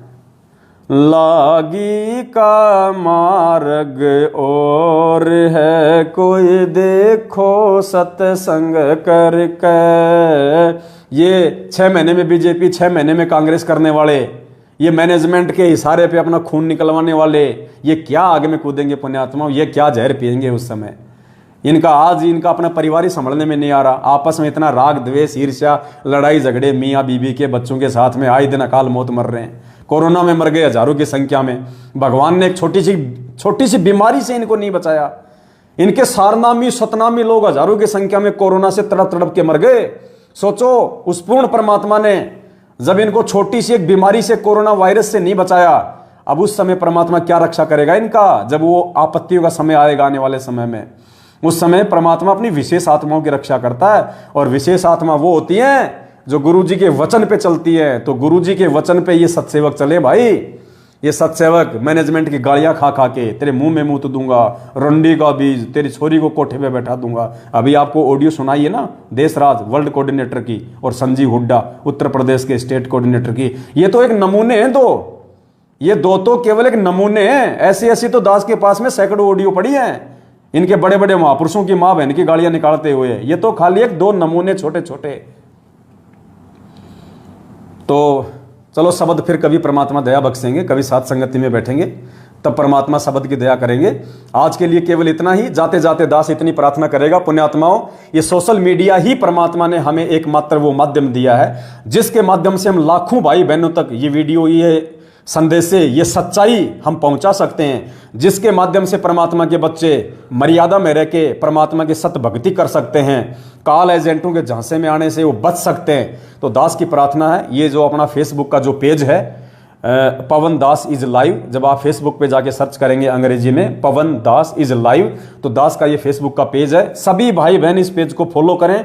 अभी तक यदि किसी ने फॉलो नहीं किया है तो पेज को फॉलो कर लें, और फॉलो करने के साथ में उसको लाइक करें। और एक वो बेल आइकन है, एक वो घंटी का निशान है, उसको भी आप जी दबा दें। अगर किसी ने नहीं दबा रखा है तो उसको दबा दें, ताकि ज़्यादा से ज़्यादा जब भी दास लाइव आवे तो तुरंत आपके मोबाइल पे घंटी बज जाए, मैसेज आ जाए और आप जी लाइव तुरंत जुड़ सकें। और इस वीडियो को जाते जाते एक बार फिर से आपके जितने भी फेसबुक के ग्रुप हैं, व्हाट्सएप के ग्रुप हैं, या पर्सनली जितने भी भगत आपके संपर्क में हैं, सभी तक आप जी इस वीडियो को ज्यादा से ज्यादा एक बार शेयर कर दें पुण्यात्माओं। बाकी परमेश्वर की हम सब के ऊपर रजा है, बहुत छप्पर फाड़ मेहरबानी है। अगर मर्यादा में रहे हम और इसी प्रकार से चलते रहे परमेश्वर के वचन पे पुण्यात्माओं, ये हमारा लास्ट कलयुग है, अंतिम जन्म है हमारा ये। इसके बाद हमें इस पृथ्वी लोक पे झांकने की, हांडने की, गधे कुत्ते बनने की जरूरत नहीं है। बाकी लोग बनते रहेंगे, उनके अपने संस्कार। सत साहे बंदी छोड़, सतगुरु रामपाल जी भगवान की जय हो।